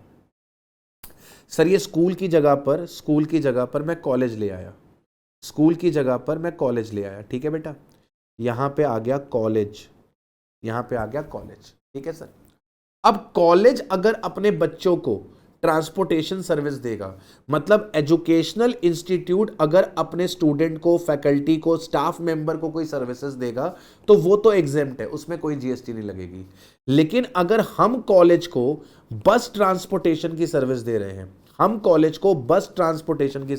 हैं, तो ये टैक्सेबल हो जाएगा। टैक्सेबल हो जाएगा। यानी कि अगर हम transportation of student, faculty and staff की सर्विस किसी स्कूल को देते हैं तो एग्जेम्प्ट है, लेकिन कॉलेज और यूनिवर्सिटी को देते हैं तो टैक्सेबल है। अगर हम केटरिंग और मिड डे मील की सर्विसेज किसी स्कूल को देते हैं तो वो एग्जेम्प्ट है, लेकिन कॉलेज और यूनिवर्सिटी को देते हैं तो वो टैक्सेबल है। अगर हम सिक्योरिटी, क्लीनिंग और हाउसकीपिंग की सर्विसेज किसी स्कूल को देते हैं तब तो वो एग्जेम्प्ट है, लेकिन कॉलेज और यूनिवर्सिटी को देते हैं तो वो टैक्सेबल है। Services relating to admission to और conduct of examination by such institute, आपका जब एग्जाम होगा तो आपका सेंटर पड़ेगा। हमारे इंस्टीट्यूट ने क्या किया है? हमारे इंस्टीट्यूट ने बहुत सारे स्कूल्स के साथ, बहुत सारे कॉलेजेस के साथ टाई अप किया है सो दैट कि वो आप लोगों का एग्जाम कंडक्ट कर सके। हमारा इंस्टीट्यूट जो सेंटर्स बुक करता है, जो स्कूल या कॉलेज होते हैं, उन सेंटर्स को हमारा स्कूल पे करता है। मतलब लेट्स से आपका सेंटर पड़ा एक XYZ स्कूल में, तो XYZ स्कूल हमारे इंस्टीट्यूट को क्या कर रहा है? सर्विस दे रहा है ताकि वो एग्जाम कंडक्ट करवा सके। वो XYZ स्कूल क्या कर रहा है? हमारे इंस्टीट्यूट को सर्विस दे रहा है ताकि हमारा इंस्टीट्यूट क्या कर सके? हमारा इंस्टीट्यूट वहां पर एग्जाम कंडक्ट करा सके। अब बट ऑब्वियस है, हमारे इंस्टीट्यूट ने उस XYZ स्कूल को क्या दिया होगा? फीस पे करा होगा, तो इस फीस पे कोई भी जीएसटी आपकी एप्लीकेबल नहीं होती। तो अगर हम किसी एजुकेशनल इंस्टीट्यूट के एग्जाम को कंडक्ट कराने की सर्विसेज दे रहे हैं तो वो सर्विस आपकी एग्जेम्प्ट हो जाएगी। यहां पे स्कूल भी कवर हो जाएगा, यहां पे स्कूल भी कवर हो जाएगा, कॉलेज भी कवर हो जाएगा, यूनिवर्सिटी भी कवर हो जाएगी। तो स्कूल, कॉलेज, यूनिवर्सिटी किसी को भी अगर सर्विस दी गई है तो वो एग्जेम्प्ट हो जाएगी। अगर ऑनलाइन एजुकेशन जर्नल की सर्विसेज दी है, ऑनलाइन एजुकेशन जर्नल्स क्या होते हैं सर? आपको रेगुलर बेसिस पे मंथली या फिर वीकली अपडेट रखने के लिए जर्नल्स इशू होते हैं। हमारे इंस्टीट्यूट भी इशू करते हैं और बहुत बड़े बड़े जो कॉलेजेस हैं, अच्छे अच्छे यूनिवर्सिटीज हैं, वो भी क्या करते हैं, अपने स्टूडेंट्स को अपडेट रखने के लिए ऑनलाइन जर्नल्स उनके ईमेल पर सेंड करते हैं रेगुलर बेसिस पे। इट इज ईदर वीकली और मंथली और पीरियोडिकली, क्वार्टरली, कैसा भी हो सकता है। तो ये जो ऑनलाइन जर्नल की सुविधा है, अगर ये ऑनलाइन जर्नल की सुविधा हमने स्कूल को दी तो ये सुविधा आपकी टैक्सेबल हो जाएगी। लेकिन यही सुविधा अगर हमने कॉलेज और यूनिवर्सिटी को दी तो ये सुविधा क्या हो जाएगी? एग्जेम्प्ट हो जाएगी। तो ऊपर की जो तीन सर्विसेज थी, अगर ये स्कूल को मिल रही थी तो एग्जेम्प्ट थी, कॉलेज और यूनिवर्सिटी को मिल रही थी तो ये टैक्सेबल थी। लेकिन आपकी ये वाली जो सर्विस है ऑनलाइन एजुकेशन वाली, जैसे मान लो मैं एक सप्लायर हूं, मैं क्या करता हूं, मैं ऑनलाइन एजुकेशन जर्नल्स को डिजाइन करता हूं। तो आपने मुझे डेटा दे दिया कि सर क्या आपको जर्नल में डालना है, तो मैंने ऑनलाइन एजुकेशन जर्नल तैयार कर दिया और आपके बिहाफ पे आपके सभी स्टूडेंट्स को मेल भी कर दिया। मैंने आपके लिए एक ऑनलाइन जर्नल तैयार किया, जो भी वीकली अपडेट्स आए थे वो अपडेट्स मैंने उस ऑनलाइन जर्नल में डाल दिए और आपके बिहाफ पे आपके सभी स्टूडेंट्स को वो ऑनलाइन जर्नल मैंने मेल कर दिया। तो आप अगर एक स्कूल हो तो मैंने जो सेवा आपको दी है वो टैक्सेबल है। लेकिन आप अगर एक कॉलेज हो, एक यूनिवर्सिटी हो, तो मैंने जो आपको ऑनलाइन जर्नल वाली सेवा दी है वो सेवा आपकी एग्जेम्प्ट है। फिर से रिपीट कर रहा हूं, कोई भी एजुकेशनल इंस्टीट्यूट अपने बच्चों को, फैकल्टी को, स्टाफ को सर्विस देगा वो हमेशा एग्जेम्प्ट होगी। कोई भी एजुकेशनल इंस्टीट्यूट अगर एंट्रेंस एग्जामिनेशन कराएगा और उसके लिए एंट्रेंस फीस लेगा, उस एंट्रेंस फीस पे जीएसटी नहीं लगेगी। ये स्कूल ने एजुकेशन दी है, किसी कॉलेज ने दी है, किसी यूनिवर्सिटी ने दी है, ये बाय एजुकेशनल इंस्टीट्यूट है। अब हम टू एजुकेशनल इंस्टीट्यूट की बात करें तो अगर हम किसी स्कूल को ट्रांसपोर्टेशन की सर्विसेज देंगे तो एग्जेम्प्ट होगा, कॉलेज और यूनिवर्सिटी को देंगे तो टैक्सेबल होगा। हम किसी स्कूल को केटरिंग की सर्विसेज देंगे तो एग्जेम्प्ट होगा, लेकिन कॉलेज और यूनिवर्सिटी को देंगे तो टैक्सेबल होगा। हम किसी स्कूल को सिक्योरिटी, क्लीनिंग, हाउसकीपिंग की सर्विसेज देंगे तो एग्जेम्प्ट होगा, कॉलेज और यूनिवर्सिटी को देंगे तो टैक्सेबल होगा। हम किसी स्कूल, कॉलेज, यूनिवर्सिटी को एग्जाम कंडक्ट करवाने के लिए अपना प्रीमाइसेस लेट आउट करते हैं तो वो सर्विसेज एग्जेम्प्ट होगी। अगर हम ऑनलाइन एजुकेशन जर्नल सप्लाई करने की सर्विस किसी स्कूल को देते हैं तो टैक्सेबल होगा, लेकिन कॉलेज और यूनिवर्सिटी को देते हैं तो आपका एग्जेम्प्ट हो जाएगा। इसके बाद अगला पॉइंट निकल कर आता है health care service, most important. अगला पॉइंट निकल कर आता है health care service, most important. अगर आप वेटरिनरी क्लिनिक चला रहे हैं, मतलब जानवरों का अस्पताल चला रहे हैं, तो जानवरों का अगर अस्पताल चल रहा है वहां पर जो भी सेवाएं दी जाएंगी वो एग्जेम्प्ट होंगी। अगर आप एक क्लिनिकल एस्टेब्लिशमेंट चला रहे हो, मतलब आप हॉस्पिटल चला रहे हो, कोई नर्सिंग होम चला रहे हो, कोई प्राइवेट क्लिनिक चला रहे हो, जहां पे ऑथोराइज्ड मेडिकल प्रैक्टिशनर यानी कि डॉक्टर या फिर कोई भी पैरामेडिक्स यानी कि नर्सेस अगर सेवाएं दे रही हैं तो उनकी सेवाएं एग्जेम्प्ट है। तो डॉक्टर की, नर्सेस की, कंपाउंडर की जो सेवाएं हैं जो हम हॉस्पिटल में, नर्सिंग होम्स में, क्लिनिक्स में देते हैं वो आपकी एग्जेम्प्ट है। अगर किसी पेशेंट का ट्रांसपोर्टेशन हो रहा है एम्बुलेंस में, तो पेशेंट के ट्रांसपोर्टेशन की सर्विसेज जो हैं वो आपकी क्या हो जाएंगी? एग्जेम्प्ट हो जाएंगी। अब जब हम हेल्थ केयर सर्विस की बात करते हैं तो हेल्थ केयर सर्विस में क्या क्या आता है? तो कहता है कि हेल्थ केयर सर्विस में हम वो चीजें लेंगे जो रिकॉग्नाइज्ड सिस्टम ऑफ मेडिसिन है इंडिया में। ठीक है, जो रिकॉग्नाइज्ड सिस्टम ऑफ मेडिसिन है इंडिया में, हम उसे कंसीडर करेंगे। Health care service means any service by way of diagnosis और द ट्रीटमेंट और the care for the illness, injury, deformity, abnormality, pregnancy. मतलब डायग्नोस करना, ट्रीट करना, केयर करना फॉर इलनेस, किसी इंजरी को, किसी डिफॉर्मिटी को, किसी एबनॉर्मलिटी को, in any recognised system of medicine in India and include. Health care service में क्या आता है? हेल्थ केयर सर्विस में हम इंक्लूड करते हैं services by way of transportation of patient to and from the clinical establishment. तो सर अगर आपके पेशेंट का ट्रांसपोर्टेशन हो रहा है वो भी हेल्थ केयर सर्विस है। लेकिन अगर आप डज नॉट इंक्लूड, अगर आप हेयर ट्रांसप्लांट करते हो, कॉस्मेटिक और प्लास्टिक सर्जरी करते हो, तो ये आपका हेल्थ केयर ट्रीटमेंट नहीं है, इसके ऊपर जीएसटी लगेगा। लेकिन अब यहां पर भी एक्सेप्शन है, लेकिन अगर आपने हेयर ट्रांसप्लांट किया है, आपने कॉस्मेटिक या फिर प्लास्टिक सर्जरी करी है टू रीस्टोर और रिकंस्ट्रक्ट द एनाटॉमी और the functions of the body affected due to the congenital defects, development of abnormalities, injury और ट्रॉमा। अब मान लो किसी का बाय बर्थ लेट से किसी का बाय बर्थ 6 उंगलियां हैं, किसी का बाय बर्थ 6 उंगलियां हैं, तो उस केस में छठी उंगली काटना क्या है सर? वो हेल्थ केयर सर्विस है। अगर मान लो किसी का मेजर एक्सीडेंट हो जाए और उसके फेस पे बहुत ज्यादा चोट आए और उसके फेस का प्लास्टिक सर्जरी करना पड़े, तो ये हेल्थ केयर सर्विस है, ये एग्जेम्प्ट है। लेकिन सर आपको लगता है आपकी नोज ठीक नहीं है, ये नोज की वजह से आप सुंदर नहीं दिखते हो, हालांकि मेरी बढ़िया है, मैं तो दिखता हूं सुंदर। आपको ऐसा लगता है कि आपकी नोज की वजह से आप सुंदर नहीं दिखते हो, तो आपको लगा चलो मैं एक नोज का जॉब करवा लेता हूं, अपनी नोज सुंदर कर लेता हूं, नोज को थोड़ा सा तीखा करवा लेता हूं। क्या करवा लेता हूं? तीखा करवा लेता हूं। तो आपने अपना नोज तीखा करवाने के लिए प्लास्टिक सर्जरी करवा लिया। तो अब ये जो प्लास्टिक सर्जरी आपने करवाई, ये आपने सुंदर दिखने के लिए कमाई, अच्छा दिखने के लिए कराई, ताकि आपका क्रश आपको पसंद करने लगे, इसके लिए करवाई। तो बाबू अब ये जो काम है ये हेल्थ केयर नहीं है, इसके ऊपर जीएसटी लगेगा। ठीक है, अच्छा, रिकॉग्नाइज सिस्टम ऑफ मेडिसिन में क्या क्या आता है ये रट लेना। क्या क्या चीजें रिकॉग्नाइज सिस्टम ऑफ मेडिसिन में आती हैं? सर एलोपैथी आती है, आयुर्वेदा आता है, होम्योपैथी आती है, नेचुरोपैथी आती है, योगा आता है, सिद्धा आता है, यूनानी आती है। इन चीजों को हम रिकॉग्नाइज सिस्टम ऑफ मेडिसिन बोलते हैं। इनके अलावा कोई और अगर आपका सिस्टम ऑफ मेडिसिन है तो उसे हम कंसीडर नहीं करेंगे हेल्थ केयर के अंदर और उस पर जीएसटी लगा देंगे।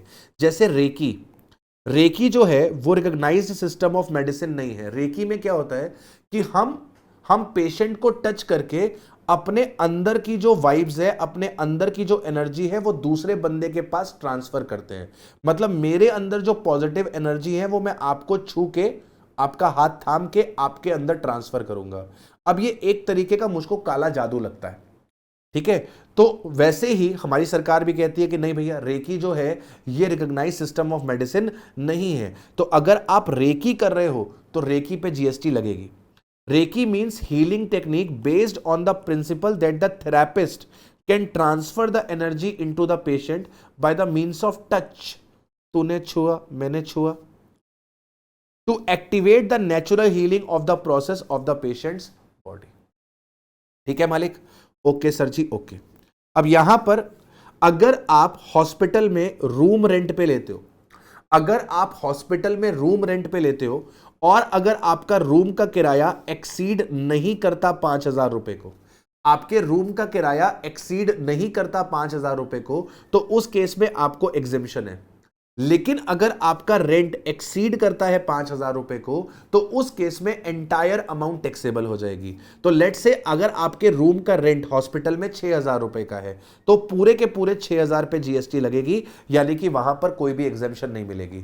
तो अगर आप हॉस्पिटल में प्राइवेट रूम लेते हो और प्राइवेट रूम का भाड़ा अप टू ₹5,000 है तो उस केस में कोई टेंशन नहीं है। लेकिन अगर भाड़ा 5,000 रुपए से ज्यादा है तो उस केस में जीएसटी लग जाएगा। लेकिन अगर आपका आईसीयू का भाड़ा है, अगर आपका क्रिटिकल केयर यूनिट सीसीयू का भाड़ा है, अगर आपका intensive cardiac care unit ICCU का भाड़ा है, या फिर neonatal intensive care unit NICU का भाड़ा है, अगर आईसीयू का रेंट है, सीसीयू का रेंट है, आईसीसीयू का रेंट है, एनआईसीयू का रेंट है, तो ऐसे केस में पूरी एग्जेम्पशन है। आपका अमाउंट ऑफ रेंट मैटर नहीं करता। आईसीयू का पर डे का चार्ज अगर 8,000 रुपए है, पूरा एग्जेम्प्ट। सीसीयू का 9,000 रुपए पर डे है, पूरा एग्जेम्प्ट। आईसीसीयू का 10,000 रुपए पर डे है, पूरा एग्जेम्प्ट। एनआईसीयू का 15,000 रुपए पर डे है, पूरा एग्जेम्प्ट। इन केसेस में अमाउंट मैटर नहीं करती, फुल्ली एग्जेम्प्ट है। लेकिन इनके अलावा और कोई रूम है 5,000 रुपए तक का भाड़ा है एग्जेम्प्ट, 5,000 से ज्यादा है तो टैक्सेबल। अच्छा, कई बार क्या होता है हॉस्पिटल क्या करते हैं, सीनियर डॉक्टर्स को हायर करते हैं, सीनियर कंसल्टेंट, सीनियर टेक्नीशियंस को हायर करते हैं इंडिपेंडेंटली।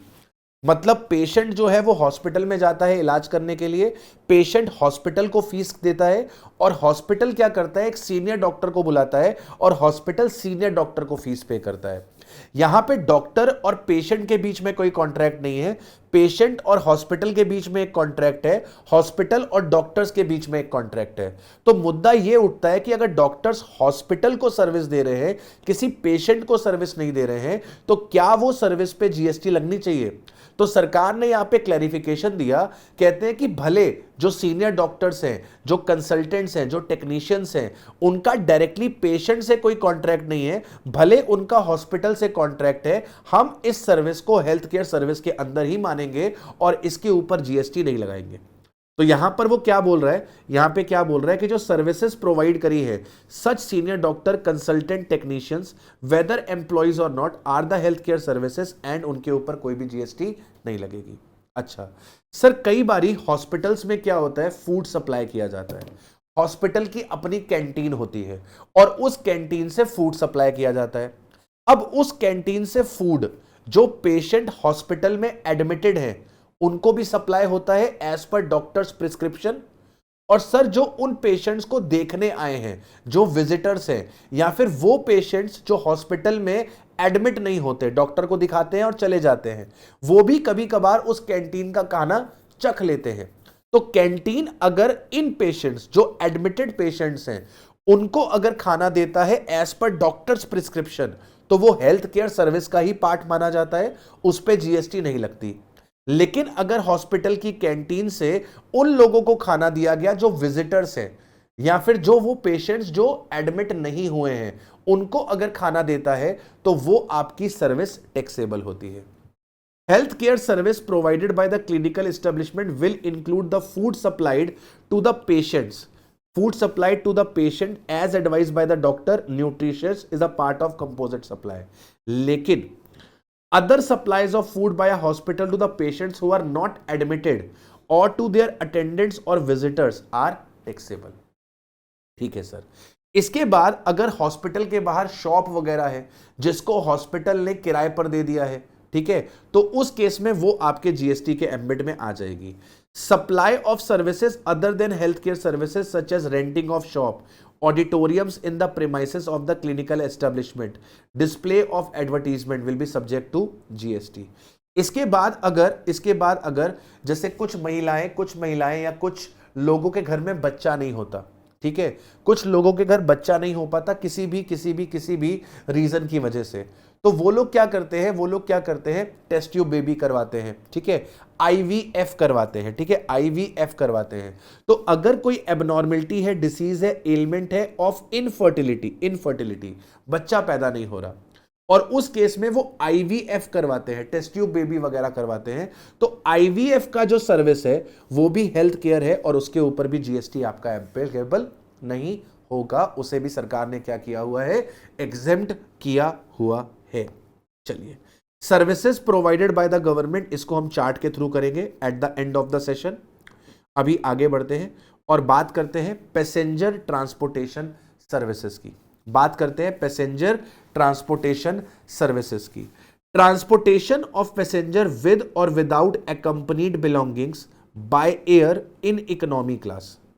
कह रहा है कि सर अगर आप बाय एयर ट्रेवल कर रहे हो इकोनॉमी क्लास के अंदर, बाय एयर अगर आप ट्रेवल कर रहे हो इकोनॉमी क्लास के अंदर, और आपकी जर्नी बाय एयर वाली जर्नी स्टार्ट हो रही है, एम्बार्क मतलब जहां से आप प्लेन पर चढ़े, या फिर आपकी जर्नी टर्मिनेट हो रही है, खत्म हो रही है, ऐसे एयरपोर्ट पे जो कि लोकेटेड है अरुणाचल प्रदेश में, असम में, मणिपुर में, मेघालय में, मिजोरम में, नागालैंड में, सिक्किम में, त्रिपुरा में, और the Bagdogra located in West Bengal. अगर आपका एयरपोर्ट इन स्टेट्स को बिलोंग करता है, तो उस केस में जो जर्नी इन एयरपोर्ट से स्टार्ट हो रही है, जो जर्नी इन एयरपोर्ट्स पे टर्मिनेट हो रही है, अगर आपने इकोनॉमी क्लास में सफर किया है तो आपने जो भी फेयर पे करा होगा अपनी एयरलाइन कंपनी को, उस फेयर के ऊपर कोई भी जीएसटी एप्लीकेबल नहीं होगी। अगर आपने नॉन एसी कॉन्ट्रैक्ट कैरेज किया है, नॉन एसी कॉन्ट्रैक्ट कैरेज क्या होता है? जहां पर आप व्हीकल बुक करते हो अपने ट्रैवल पर्पस के लिए, आपने कोई टैक्सी बुक किया, आपने कोई बस बुक किया, नॉन एसी अगर आपने टैक्सी बुक करी, नॉन एसी आपने कैब बुक करी, नॉन एसी अगर आपने बस बुक करी, तो इसके ऊपर जीएसटी नहीं लगेगा। लेकिन अगर आपने रेडियो टैक्सी बुक करी, मतलब ओला उबर, रेडियो टैक्सी क्या होती है सर? मोबाइल ऐप के थ्रू आप उसे अपने घर पे बुला सकते हो। मोबाइल ऐप पर ऑनलाइन आपने बुकिंग करी और आपने उसको अपने घर पे बुला लिया, इसको क्या बोलते हैं? Radio taxi. रेडियो टैक्सी चाहे एसी हो चाहे नॉन एसी हो, रेडियो टैक्सी चाहे एसी हो नॉन एसी हो, वो आपकी टैक्सेबल रहेगी, वहां पर आपको कोई भी एग्जेम्पशन नहीं मिलेगी, ठीक है सर। लेकिन अगर रेडियो टैक्सी के अलावा कोई और कॉन्ट्रैक्ट कैरेज है जिसको आपने बुक किया है, अगर वो नॉन एसी है तो जीएसटी नहीं लगेगा। अच्छा, अगर वो non AC contract carriage tourism purpose का है, कंडक्टेड टूर का है, चार्टर और हायर का है, तो उस केस में जीएसटी लगेगा। अगर टूरिज्म पर्पस के लिए है तो उस केस में आपका जीएसटी एप्लीकेबल होगा। Stage carriage other than AC stage carriage क्या होता है सर? जो आपकी गवर्नमेंट बसेस चलती है, जो एक स्टॉप से दूसरे स्टॉप, दूसरे से तीसरे स्टॉप, हर स्टॉप पे रुकती है, कुछ नए पैसेंजर्स चढ़ते हैं, कुछ पुराने पैसेंजर्स उतरते हैं। तो अगर स्टेज कैरेज है और नॉन एसी स्टेज कैरेज है तो जीएसटी नहीं लगेगी, लेकिन एसी स्टेज कैरेज है तो उस केस में आपका जीएसटी एप्लीकेबल होगा। However, nothing contained in item number B and C above, मतलब B and C above, shall apply to the services supplied through the e-commerce operator and notified under subsection 5 of section 9 of the CGST Act।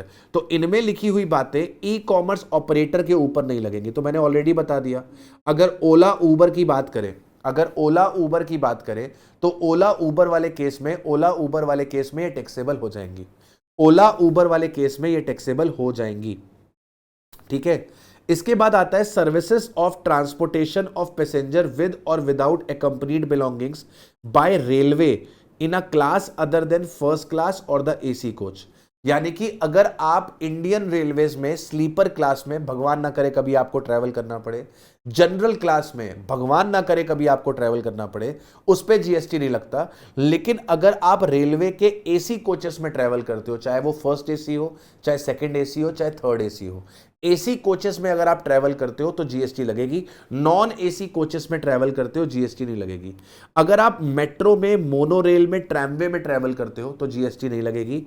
Inland waterways पे अगर travel करते हो तो GST नहीं लगेगी। Inland waterways क्या होता है सर? वो शिप जो आपको सी रूट से एक location from India to another location in India लेकर जाते हैं। जैसे गोवा वगैरह में, मुंबई वगैरह में यह बड़ा यूज होता है, जहां पर आप एक पॉइंट से दूसरे पॉइंट पर जाते हो बाय शिप।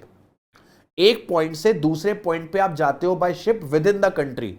जब विद इन द कंट्री एक पॉइंट से दूसरे पॉइंट पे आप शिप से जाते हो तो उसको बोलते हैं इनलैंड वाटरवेज। और अगर आप इनलैंड वाटरवेज से ट्रैवल कर रहे हो तो उस केस में जीएसटी नहीं लगेगी। अगर आप पब्लिक ट्रांसपोर्ट का इस्तेमाल कर रहे हो तो उस पर जीएसटी नहीं लगेगी, other than predominantly for tourism purpose. अगर वो टूरिज्म पर्पस के लिए है तो जीएसटी लगेगी। पब्लिक ट्रांसपोर्टेशन कर रहे हो in a vessel between the places located in India, तो वही चीज हो गई।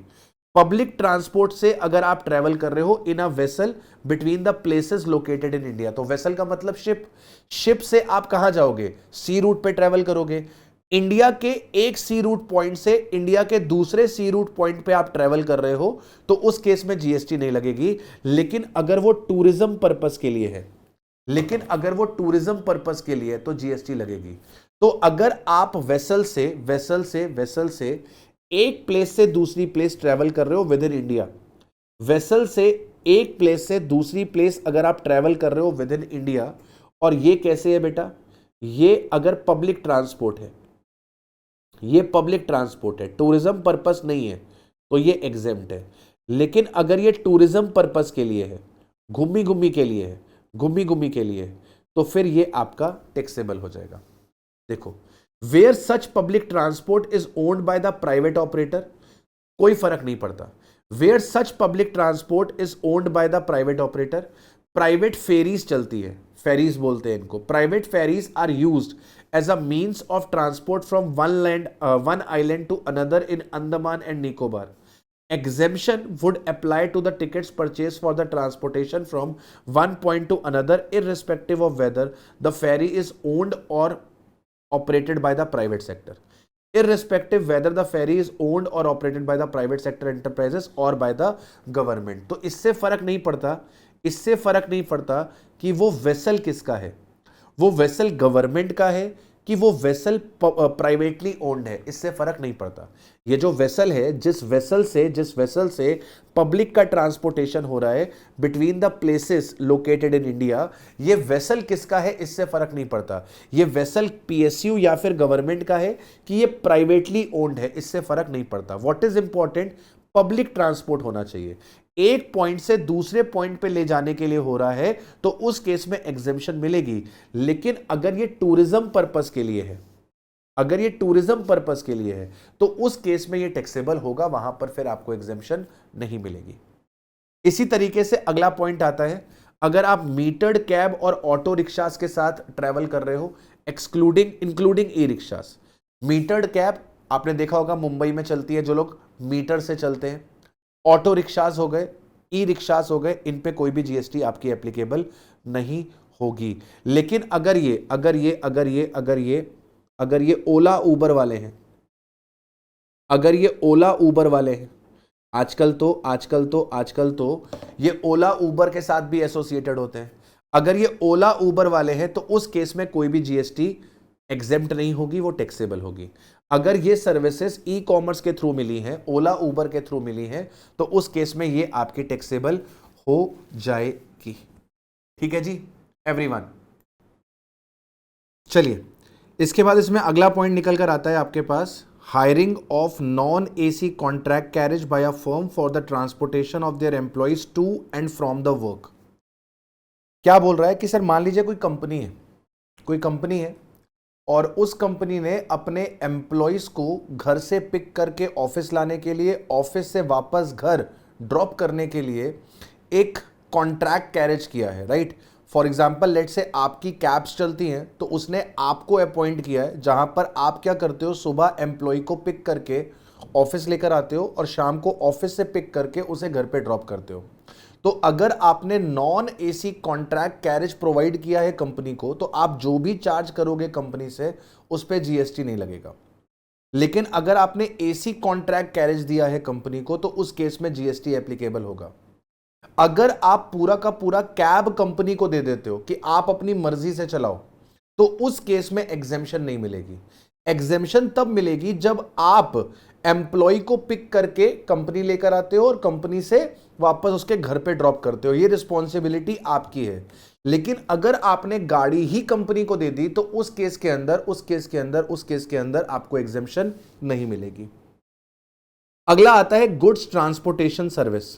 गुड्स ट्रांसपोर्टेशन सर्विस, अभी हमने पैसेंजर ट्रांसपोर्टेशन सर्विस किया था, अब हम बात कर रहे हैं गुड्स ट्रांसपोर्टेशन सर्विसेज की।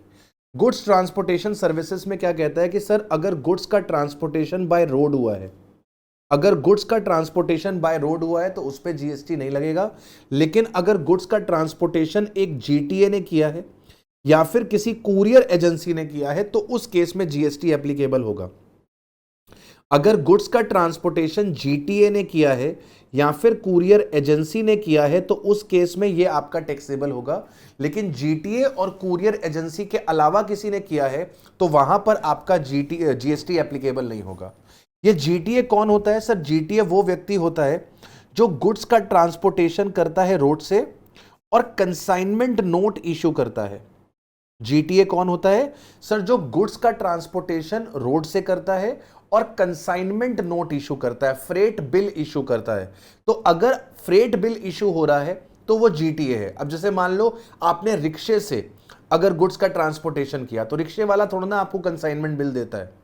आपने बैलगाड़ी से माल को ट्रांसपोर्ट किया तो बैलगाड़ी वाला थोड़ा ना आपको कंसाइनमेंट बिल देगा, वो एग्जेम्प्ट है। लेकिन अगर बाय रोड हो रहा है और आपको कंसाइनमेंट बिल इश्यू हो रहा है, आपको फ्रेट बिल मिल रहा है, तो वो व्यक्ति फिर जीटीए है। तो जीटीए की सर्विस के ऊपर जीएसटी एप्लीकेबल होगी। अगर आप इनलैंड वाटरवेज से गुड्स का ट्रांसपोर्टेशन करोगे तो जीएसटी एप्लीकेबल नहीं होगा।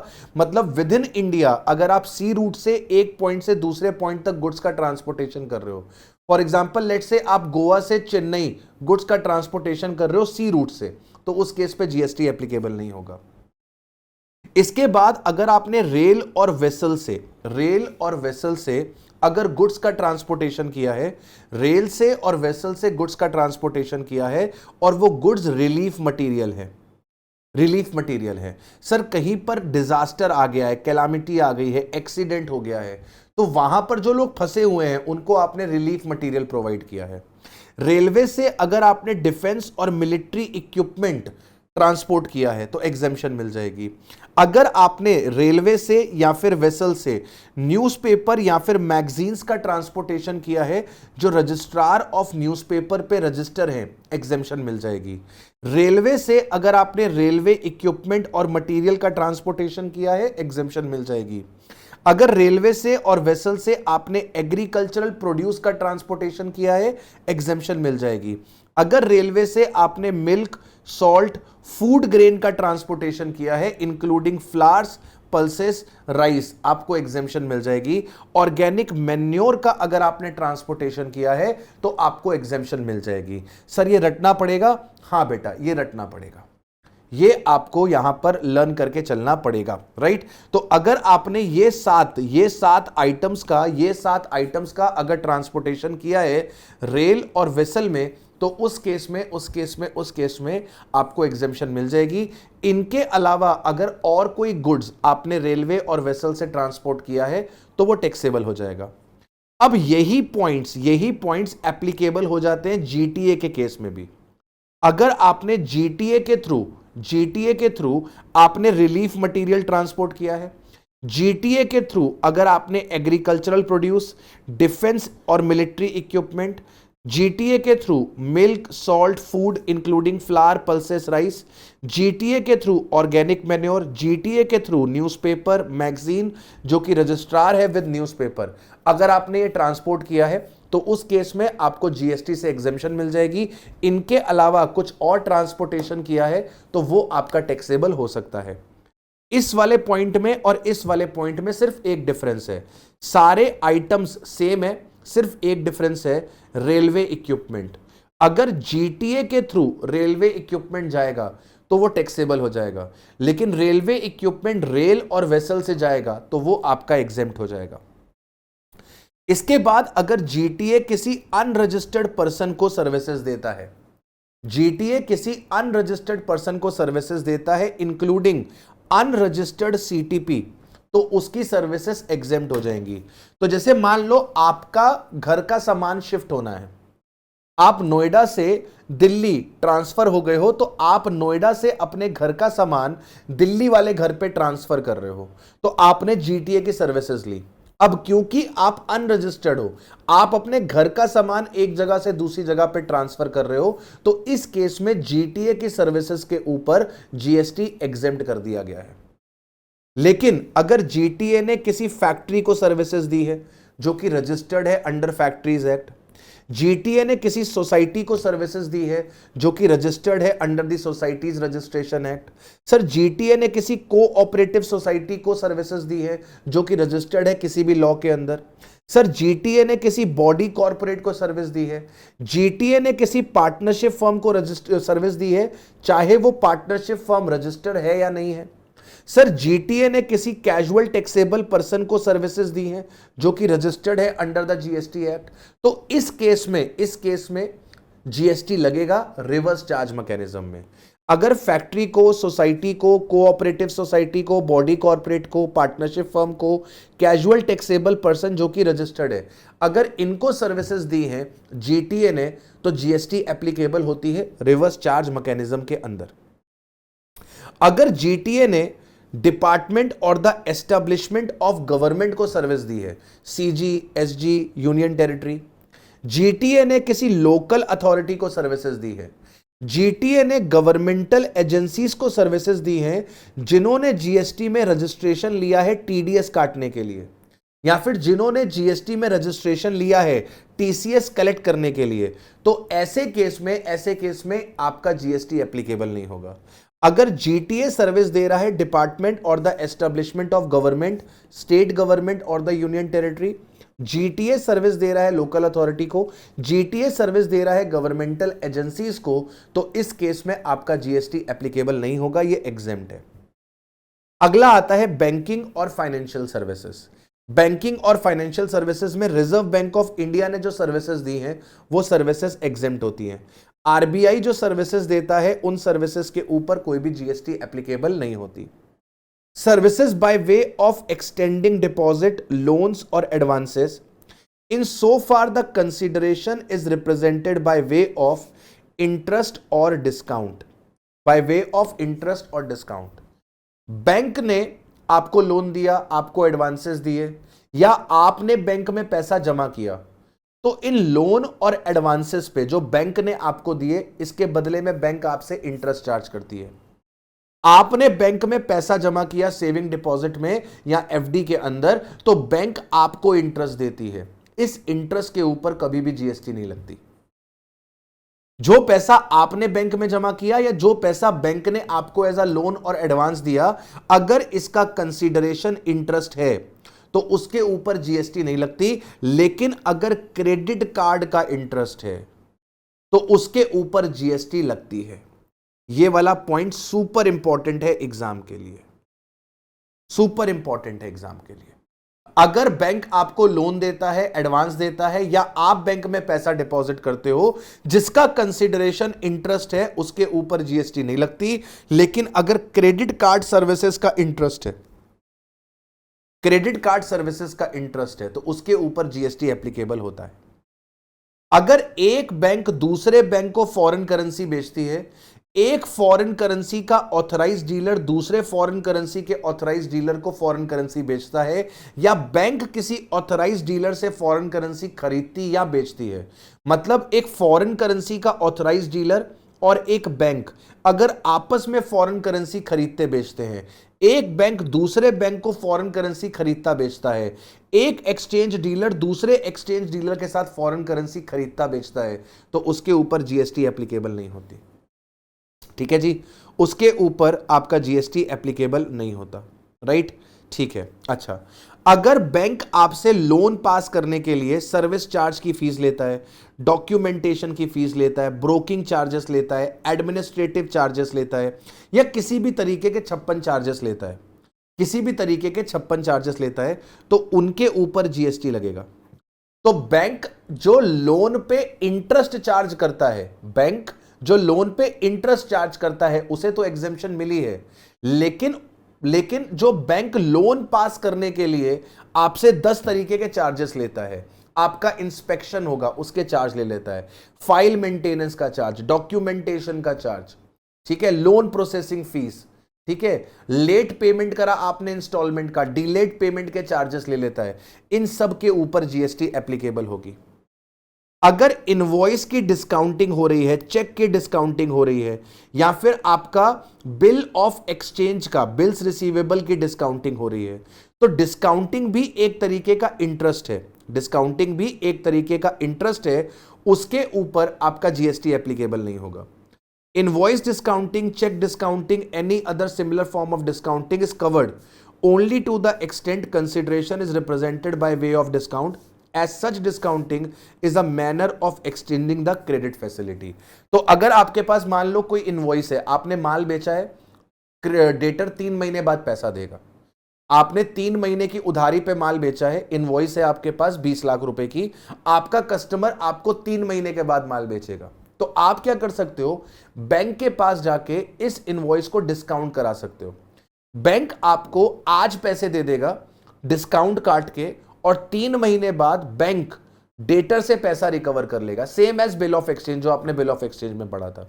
तो अगर इनवॉइस डिस्काउंटिंग हो रही है, चेक डिस्काउंटिंग हो रही है, आपके पास कोई चेक है पोस्ट डेटेड, 2 महीने बाद का चेक है, जो डेट डली हुई है चेक पे 2 महीने बाद की डली हुई है, तो आपको पैसा आज चाहिए, आप वो चेक बैंक के पास ले जाओ, बैंक डिस्काउंट काट के आज आपको पैसा दे देगी। तो जो डिस्काउंट बैंक काटती है वो एक तरीके का इंटरेस्ट ही होता है, तो वो इंटरेस्ट के ऊपर कोई जीएसटी नहीं लगेगी।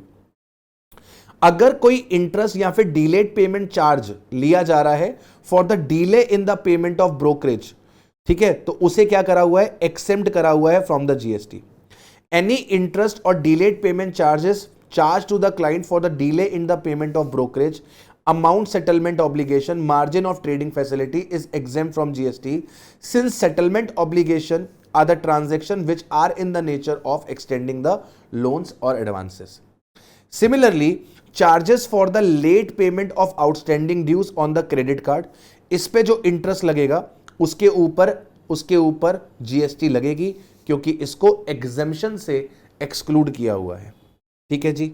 इसके बाद लाइफ इंश्योरेंस वाली सर्विस आप इग्नोर कर सकते हो, services by the specified body आप इग्नोर कर सकते हो, जनरल इंश्योरेंस आप इग्नोर कर सकते हो, पेंशन स्कीम आप इग्नोर कर सकते हो, बिजनेस फैसिलिटेटर और करस्पॉन्डेंट, इसको एक बार आप रीड कर लेना, नॉट सो इंपॉर्टेंट, इसको आप एक बार रीड कर लेना, नॉट सो इंपॉर्टेंट।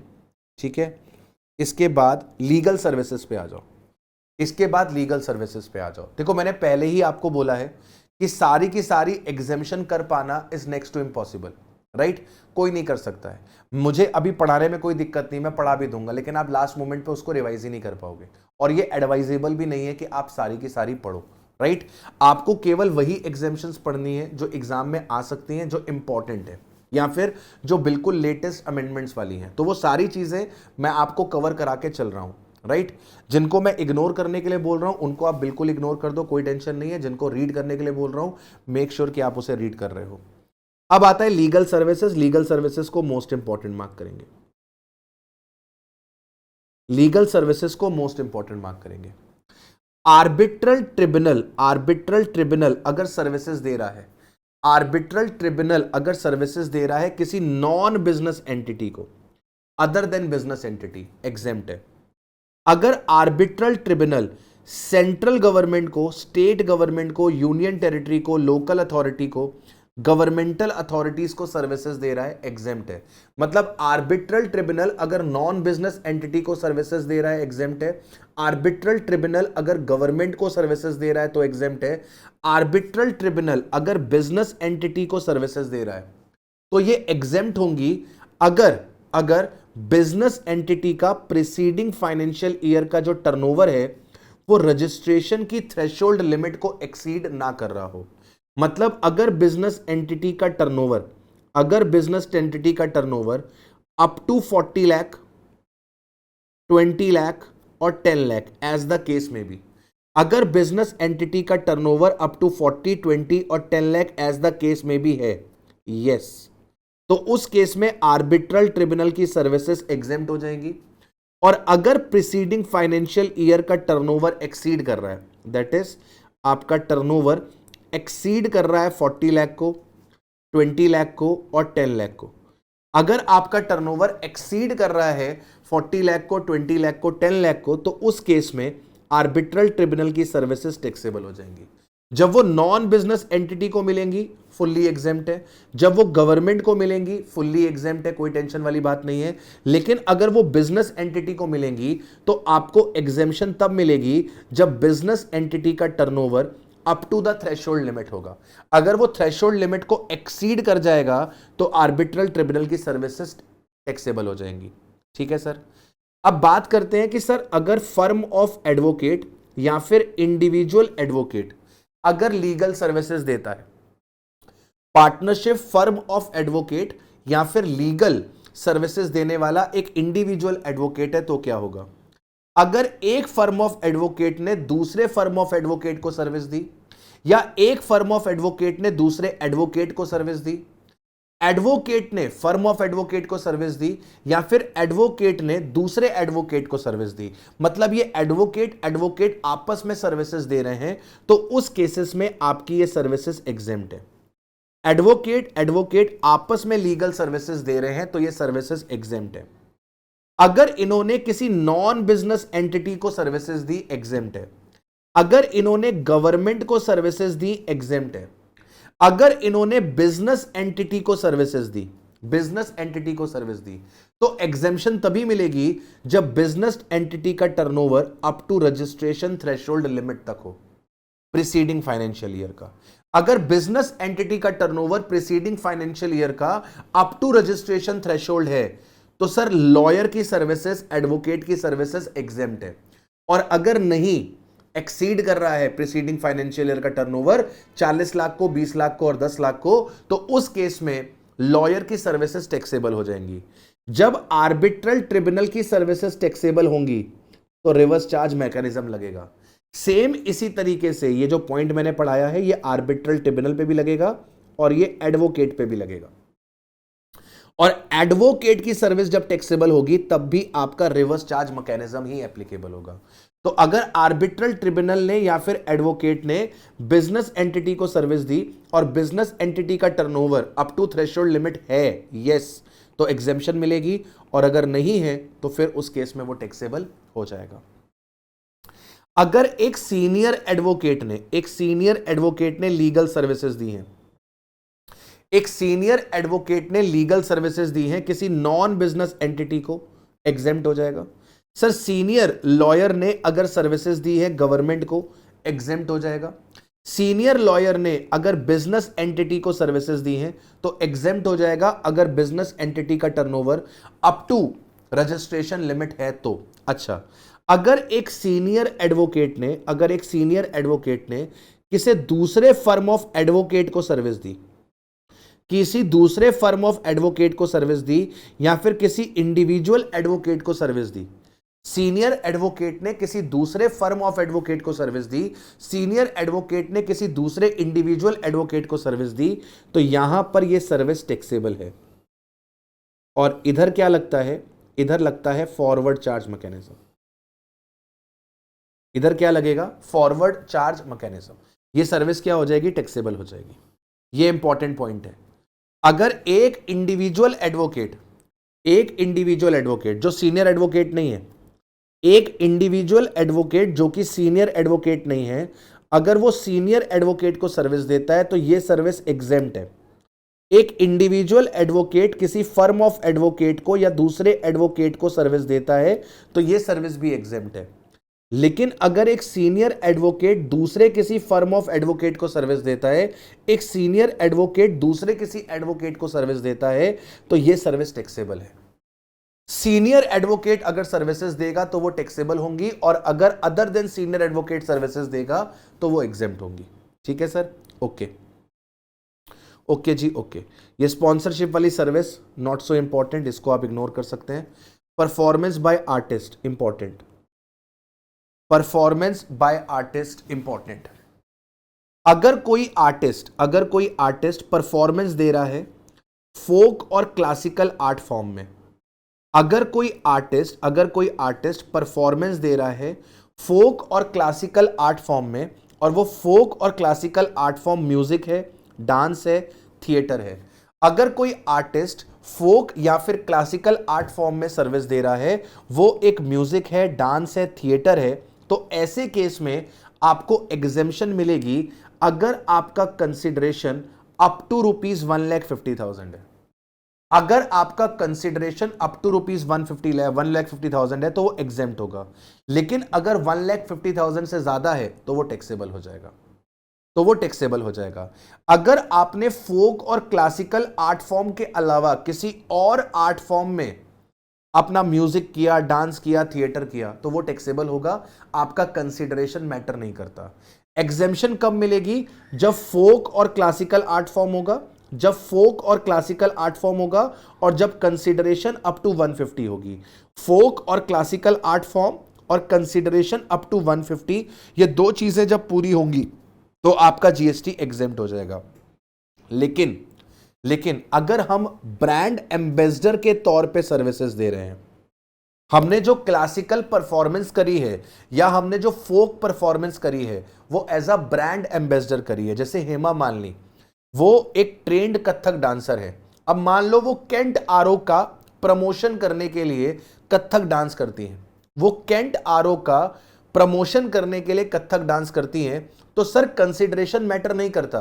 कंसिडरेशन 150 के अंदर है, 150 है, 150 से ज्यादा है, हर एक केस में आपका ये टैक्सेबल होगा। अगर आप एज अ ब्रांड एम्बेसडर कर रहे हैं तो उस केस में आपको एग्जेम्पशन नहीं मिलेगी। अगर आप किसी और आर्ट फॉर्म में डांस कर रहे हैं, जैसे वेस्टर्न म्यूजिक वगैरह कर रहे हैं, तो उस केस में भी ये टैक्सेबल होगा, आपका कंसिडरेशन मैटर नहीं करता। लेकिन अगर क्लासिकल आर्ट फॉर्म है, फोक आर्ट फॉर्म है और कंसिडरेशन अप टू 150 है, तो उस केस में आपको एग्जेम्पशन मिल जाएगी। इसके बाद अगला पॉइंट आता है right to admission to various event. Right to admission to various events और प्लेसेस। अगर आप किसी म्यूजियम में जाते हो, किसी नेशनल पार्क में जाते हो, वाइल्ड लाइफ सेंचुरी में जाते हो, टाइगर रिजर्व और जू में जाते हो, तो एंट्री टिकट लगती है। उस एंट्री टिकट पे जीएसटी नहीं लगेगी। अगर आप किसी प्रोटेक्टेड मॉन्यूमेंट को देखने जाते हो, जिसे ancient monument and archaeological site act ने डिक्लेयर किया हुआ है प्रोटेक्टेड मॉन्यूमेंट, किसी स्टेट एक्ट ने डिक्लेयर किया हुआ है प्रोटेक्टेड मॉन्यूमेंट, तो अगर आप किसी प्रोटेक्टेड मॉन्यूमेंट में एडमिशन लेते हो, मतलब इसको देखने जाते हो, प्रोटेक्टेड मॉन्यूमेंट देखने जाते हो, तो एंट्री टिकट लगेगी। नेशनल पार्क जाते हो, म्यूजियम जाते हो, वाइल्ड लाइफ सेंचुरी जाते हो, टाइगर रिजर्व और जू जाते हो, तो एंट्री टिकट लगेगी। उस एंट्री टिकट पे कोई भी जीएसटी नहीं है। आप सर्कस देखने जाते हो, डांस देखने जाते हो, थिएट्रिकल परफॉर्मेंस देखने जाते हो, किसी अवार्ड फंक्शन में जाते हो, कॉन्सर्ट में जाते हो, पेजेंट में जाते हो, म्यूजिकल परफॉर्मेंस में जाते हो, किसी स्पोर्टिंग इवेंट में जाते हो, प्लेनेटोरियम में जाते हो, किसी रिकॉग्नाइज्ड स्पोर्टिंग इवेंट में जाते हो, तो उस केस में भी जीएसटी नहीं लगेगा, प्रोवाइडेड आपकी जो एंट्री टिकट होनी चाहिए वो 500 रुपए से ज्यादा की नहीं होनी चाहिए। इस केस में अगर आपकी एंट्री टिकट अप टू ₹500 है, अप टू ₹500 है, तो उस केस में आपको एग्जेम्पशन मिलेगी। मतलब आप अगर किसी स्पोर्टिंग इवेंट में गए, अगर उसकी टिकट 450 रुपए की है, तो उस पर कोई भी जीएसटी नहीं लगेगी। लेकिन अगर आपकी टिकट 550 रुपए की है, 500 रुपए को एक्सीड कर रही है, तो इसके ऊपर जीएसटी लगेगी। आप किसी म्यूजिकल परफॉर्मेंस को देखने गए, सोनू निगम आए थे, सोनू निगम को गाता हुआ देखने गए, ठीक है, सोनू निगम को गाता हुआ देखने गए और सुनने गए, ऑब्वियसली गाता हुआ देखने और सुनने गए, तो सर वहां पर एंट्री टिकट थी। सोनू निगम का कॉन्सर्ट चल रहा था, सोनू निगम के कॉन्सर्ट की एंट्री टिकट थी, ठीक है सर, यहां पर एंट्री टिकट थी। अगर ये एंट्री टिकट अप टू 500 है, अगर ये अप टू 500 है, तो उस केस में क्या हो जाएगा, उस केस में कोई जीएसटी नहीं लगेगा। लेकिन अगर ये 500 रुपए से ज्यादा है, तो उस केस में आपका जीएसटी एप्लीकेबल हो जाएगा, ठीक है सर। इसके बाद आता है सर्विसेज बाय अनइनकॉर्पोरेट बॉडी और the non profit entity. Basically यहां पे हम लोग जो बात करेंगे वो RWA की बात करेंगे, रेसिडेंट वेलफेयर एसोसिएशन। किसकी बात करेंगे, resident welfare association, RWA। Resident welfare association कहां बनता है, सोसाइटीज में, जहां पर लोग रहते हैं और वहां पर वो लोग एक RWA बना लेते हैं। जैसे गोकुलधाम सोसाइटी है, गोकुलधाम सोसाइटी में भिड़े जो है वो एक मव्य सेक्रेटरी है और वो सबसे क्या मांगता रहता है, सर मेंटेनेंस दे दो, मेंटेनेंस दे दो। मेंटेनेंस क्यों दे दो, मेंटेनेंस दो ताकि हम हमारी सोसाइटी का रख रखाव कर पाए, पेंट वगैरह करना है तो पेंट वगैरह करा पाए, कहीं डैमेज हो रहा है तो उसको ठीक कर पाए, क्लब हाउस के अंदर फैसिलिटीज प्रोवाइड कर पाए, जो गार्डन एरिया है उसको ठीक कर पाए, ठीक है, इसके लिए हमें मेंटेनेंस देना पड़ता है। तो अगर RWA हमसे अप टू ₹7,500 पर मंथ लेती है, अगर RWA हमसे अप टू ₹7,500 पर मंथ पर मेंबर लेती है for sourcing of the goods और services from a third person for the common use of its member in the housing society और a residential complex, तो वहां पर आपको एग्जेम्पशन मिलती है। मतलब अगर RWA अपने मेंबर से एक महीने का अप टू 7,500 लेती है, तो उस केस में हमको एग्जेम्पशन मिलती है, ठीक है। अच्छा, ठीक है। अगर मान लीजिए वो 7,500 से ज्यादा लेगी, वो 7,500 से ज्यादा लेगी, लेट सपोज करो उसने 9,000 ले लिया, तो ऐसे केस में पूरे 9,000 पे जीएसटी लगेगा। The RWA of Chulbul Housing Society collected the maintenance charge of 9,000 per month per member. GST at the rate of 18% shall be payable on the entire 9,000. आपका GST जो पेबल होगा वो एंटायर 9,000 पे payable होगा and not on 1,500। मतलब अगर आपका maintenance charge up to 7,500 है तो पूरा एग्जेम्प्ट, और अगर 7,500 से ज्यादा है तो उस केस में वो फुल्ली टैक्सेबल, उस केस में वो फुल्ली टैक्सेबल। अच्छा, RWA जीएसटी तभी लेगी जब RWA लायबल होगी for registration under GST. The turnover of RWA, the turnover of the RWA Housing Society in New Delhi in a financial year is 15 lakh। 15 lakh रुपए का turnover है, 15 लाख रुपए के टर्नओवर है, मतलब कि सर एज पर सेक्शन 22 ये लायबल नहीं है रजिस्ट्रेशन के लिए। इन्होंने कलेक्ट किया है मेंटेनेंस चार्ज 8,000 पर मंथ पर मेंबर। यहां पे RWA is not providing any other taxable services to its member. In this case, RWA is not required to take registration under GST। क्यों? क्योंकि टर्नओवर 15 लाख एक्सीड नहीं करता, as its aggregate turnover is less than the applicable threshold limit of 20 lakh। अब क्योंकि ये liable for registration नहीं है, क्योंकि ये लायबल फॉर रजिस्ट्रेशन नहीं है, तो सर ये कलेक्ट नहीं करेगी GST. Not authorise to collect GST. अगर आप रजिस्टर्ड ही नहीं हो तो आप जीएसटी भी कलेक्ट नहीं करोगे, आप जीएसटी भी कलेक्ट नहीं करोगे। ठीक है सर। अच्छा, अब आता है इंपोर्ट ऑफ सर्विस। अगर आपने सर्विसेज इंपोर्ट करी हैं तो क्या होगा? अगर आपने सर्विसेज को इंपोर्ट करा है तो क्या होगा?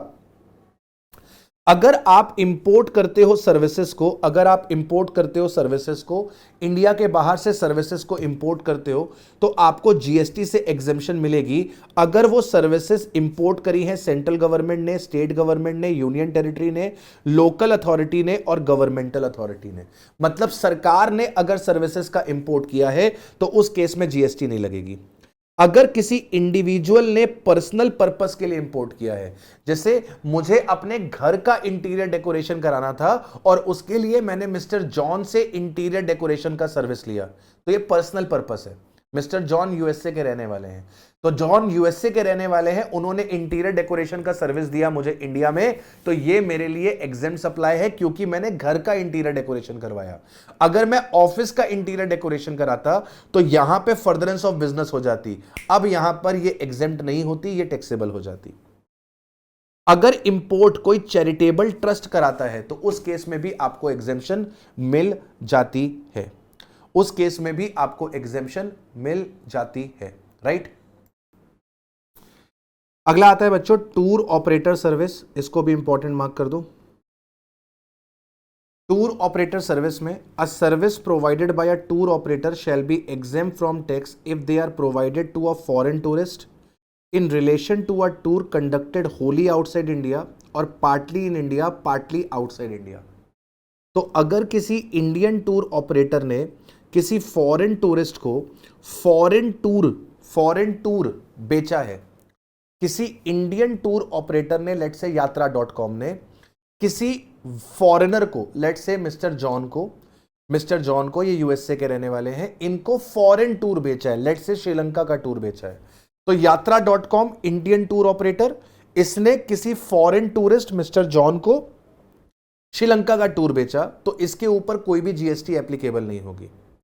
अब सर अगर यात्रा.com ने जॉन को partly foreign partly Indian tour बेचा, मतलब यात्रा.com ने जॉन को 25 दिन का टूर दिया जिसमें से 15 दिन वो श्रीलंका रहेगा और 10 दिन वो इंडिया रहेगा, तो जितना प्रपोर्शन 15 दिन का श्रीलंका को बिलोंग करेगा उतना एग्जेम्प्ट हो जाएगा, और जो टूर का पैकेज इंडिया को बिलोंग करेगा फॉर 10 डेज वो टैक्सेबल हो जाएगा।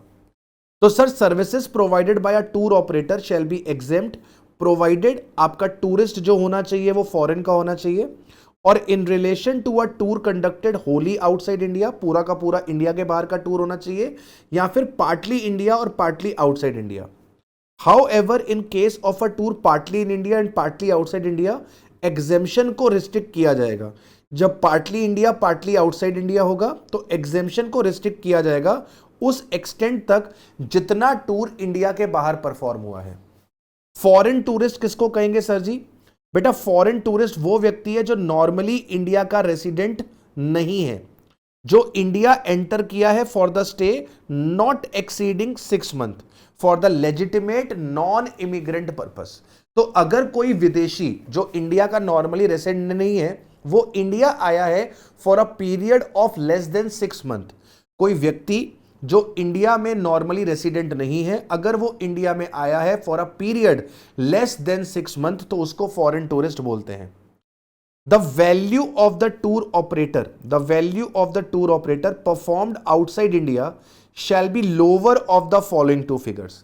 तो कह रहा है कि जो आउटसाइड इंडिया वाली फिगर है, जब टूर मान लो 25 दिन का टूर था, मान लो 25 दिन का टूर था जिसमें से 15 दिन श्रीलंका का था और 10 दिन इंडिया का था, तो ये श्रीलंका वाली वैल्यू कैसे निकलेगी? ये श्रीलंका वाली वैल्यू कैसे निकलेगी? तो कह रहा है कि लोअर पकड़ेंगे किसका? Total consideration charge for the entire tour multiplied by the number of days tour is performed outside India divided by total number of days comprising the tour. तो मान लेते हैं इस 25 दिन का 1 लाख रुपए चार्ज किया गया, इस 25 दिन का 1 लाख रुपए चार्ज किया गया, तो इस 15 दिन की वैल्यू निकालनी पड़ेगी। सर 1 लाख रुपए आपने टोटल 25 दिन के लिए लिया था जिसमें से 15 दिन वो इंडिया के बाहर था, तो 1 लाख अगर 25 दिन का किराया है तो 15 दिन का कितना होगा? 60,000। 15 दिन का होगा 60,000, या फिर 50% of the total consideration charge for the entire tour, या फिर 1 लाख का 50%, 1 लाख का 50%। मतलब सीधे सीधे प्रोपोर्शनेट कर दो, सीधे सीधे प्रोपोर्शनेट कर दो कितने दिन इंडिया के बाहर है डिवाइडेड बाय टोटल डेज, कितने दिन इंडिया के बाहर है डिवाइड बाय टोटल डेज, उसके बेसिस पे प्रोपोर्शन कर लो, या फिर जितने का पैकेज था उसका फ्लैट 50%।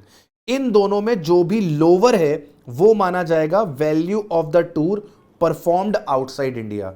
यानी कि इस वाले केस में माना जाएगा 50,000 जो वैल्यू है, 50,000 जो वैल्यू है वो श्रीलंका के टूर की है और 50 लाख जो वैल्यू है वो इंडिया के टूर की है। 50,000 पे जीएसटी नहीं लगेगी और रिमेनिंग 50,000 पे जीएसटी एप्लीकेबल होगा। तो इस 1 लाख में से 50,000 रुपए श्रीलंका का है, 50,000 रुपए श्रीलंका का है, वो एग्जेम्प्ट हो जाएगा, और इस 1 लाख में से 50,000 रुपए इंडिया का है, वो आपका टैक्सेबल हो जाएगा। While making the above calculation, any duration of time equal to or exceeding the 12 hour shall be considered as 1 full day and any duration of time less than 12 hours shall be taken as half day। तो अब वो क्या बोल रहा है?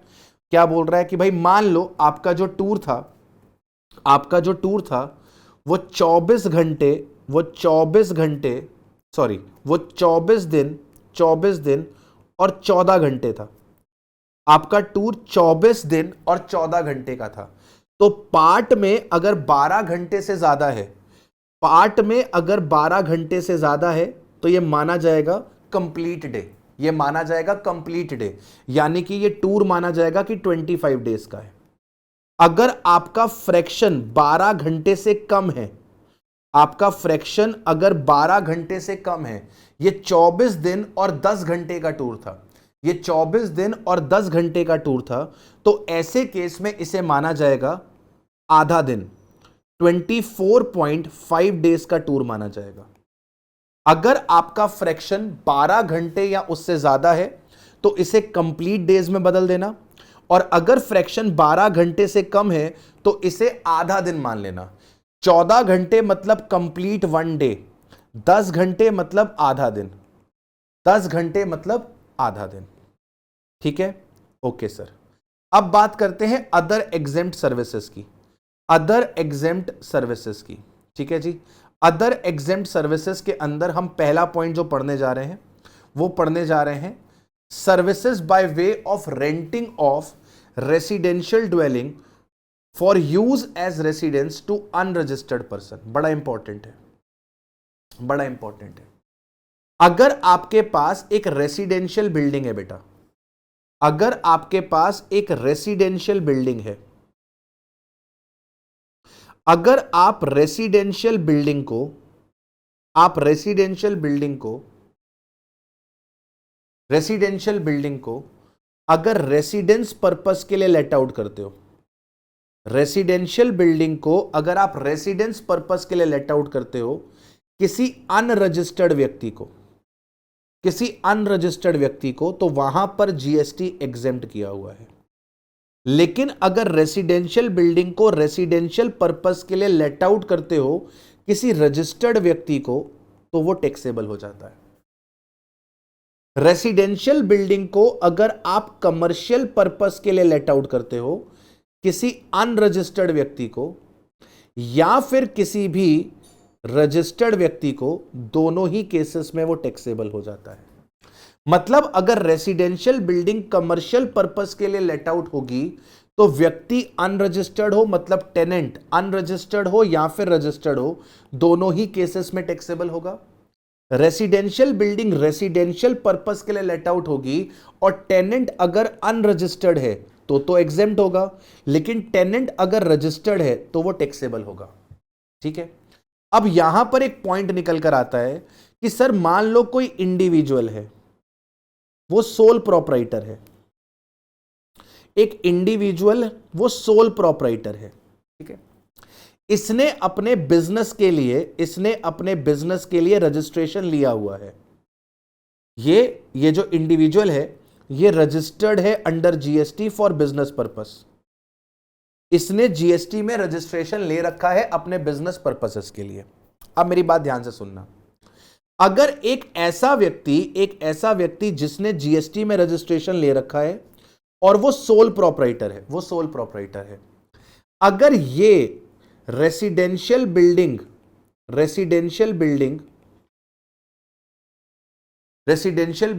किराए पर लेता है, टेक्स ऑन रेंट, ये टेक करता है रेसिडेंशियल बिल्डिंग ऑन रेंट।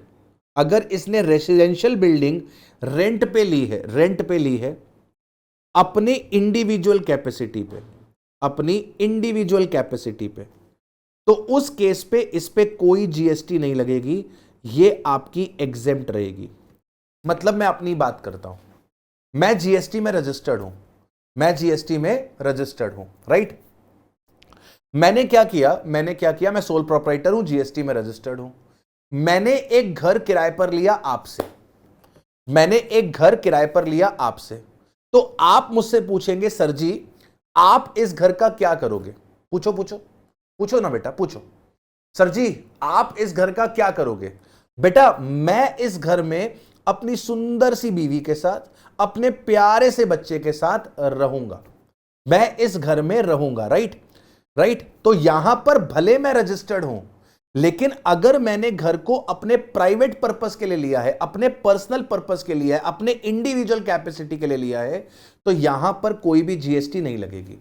लेकिन वहीं पर मैंने अगर आपसे घर किराए पर लिया ताकि मेरा एम्प्लॉय उसमें रह सके, मैंने अपने एम्प्लॉय के रेसिडेंस के लिए लिया ताकि मेरा एम्प्लॉय वहां पर रह सके, या फिर मैंने उसे अपनी फर्म का एक गेस्ट हाउस बना लिया है ताकि मेरे फॉरेन के जो क्लाइंट्स आएंगे, दूसरी सिटीज से जो मेरे क्लाइंट्स आएंगे, मेरे जो डिस्ट्रीब्यूटर्स आएंगे, उनको मैं वहां ठहराऊंगा।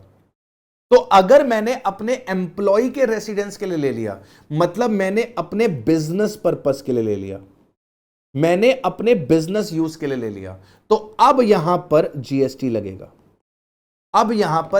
लगेगा। बात समझ में आ रही है?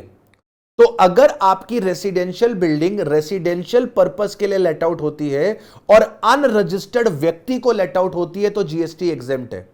लेकिन अगर कोई इंडिविजुअल सोल प्रोपराइटर है और वो रजिस्टर्ड है जीएसटी में, लेकिन उसने रेसिडेंशियल बिल्डिंग किराए पर ली अपने पर्सनल पर्पस के लिए, अपने बीवी बच्चों के साथ उस घर में रहने के लिए, तो फिर हम उसका रजिस्ट्रेशन चेक नहीं करेंगे, वहां पर भी एग्जेम्पशन दे देंगे। लेकिन अगर रजिस्टर्ड व्यक्ति ने उसे अपने बिजनेस के लिए लिया है, उसमें एम्प्लॉय रहेगा, एम्प्लॉय का परिवार रहेगा, उसे कंपनी का गेस्ट हाउस बनाने के लिए लिया है, तो उस केस में जीएसटी आपका एप्लीकेबल हो जाएगा। इसके बाद आता है कि अगर आपने स्टेट ट्रांसपोर्ट अंडरटेकिंग को, स्टेट ट्रांसपोर्ट अंडरटेकिंग कौन होता है? जैसे दिल्ली की बसेस चलती हैं, यूपी की बसेस चलती हैं, तो आपने देखा होगा हर एक स्टेट की अपनी ट्रांसपोर्ट अंडरटेकिंग होती है, स्टेट अपनी बसेस को रन करता है।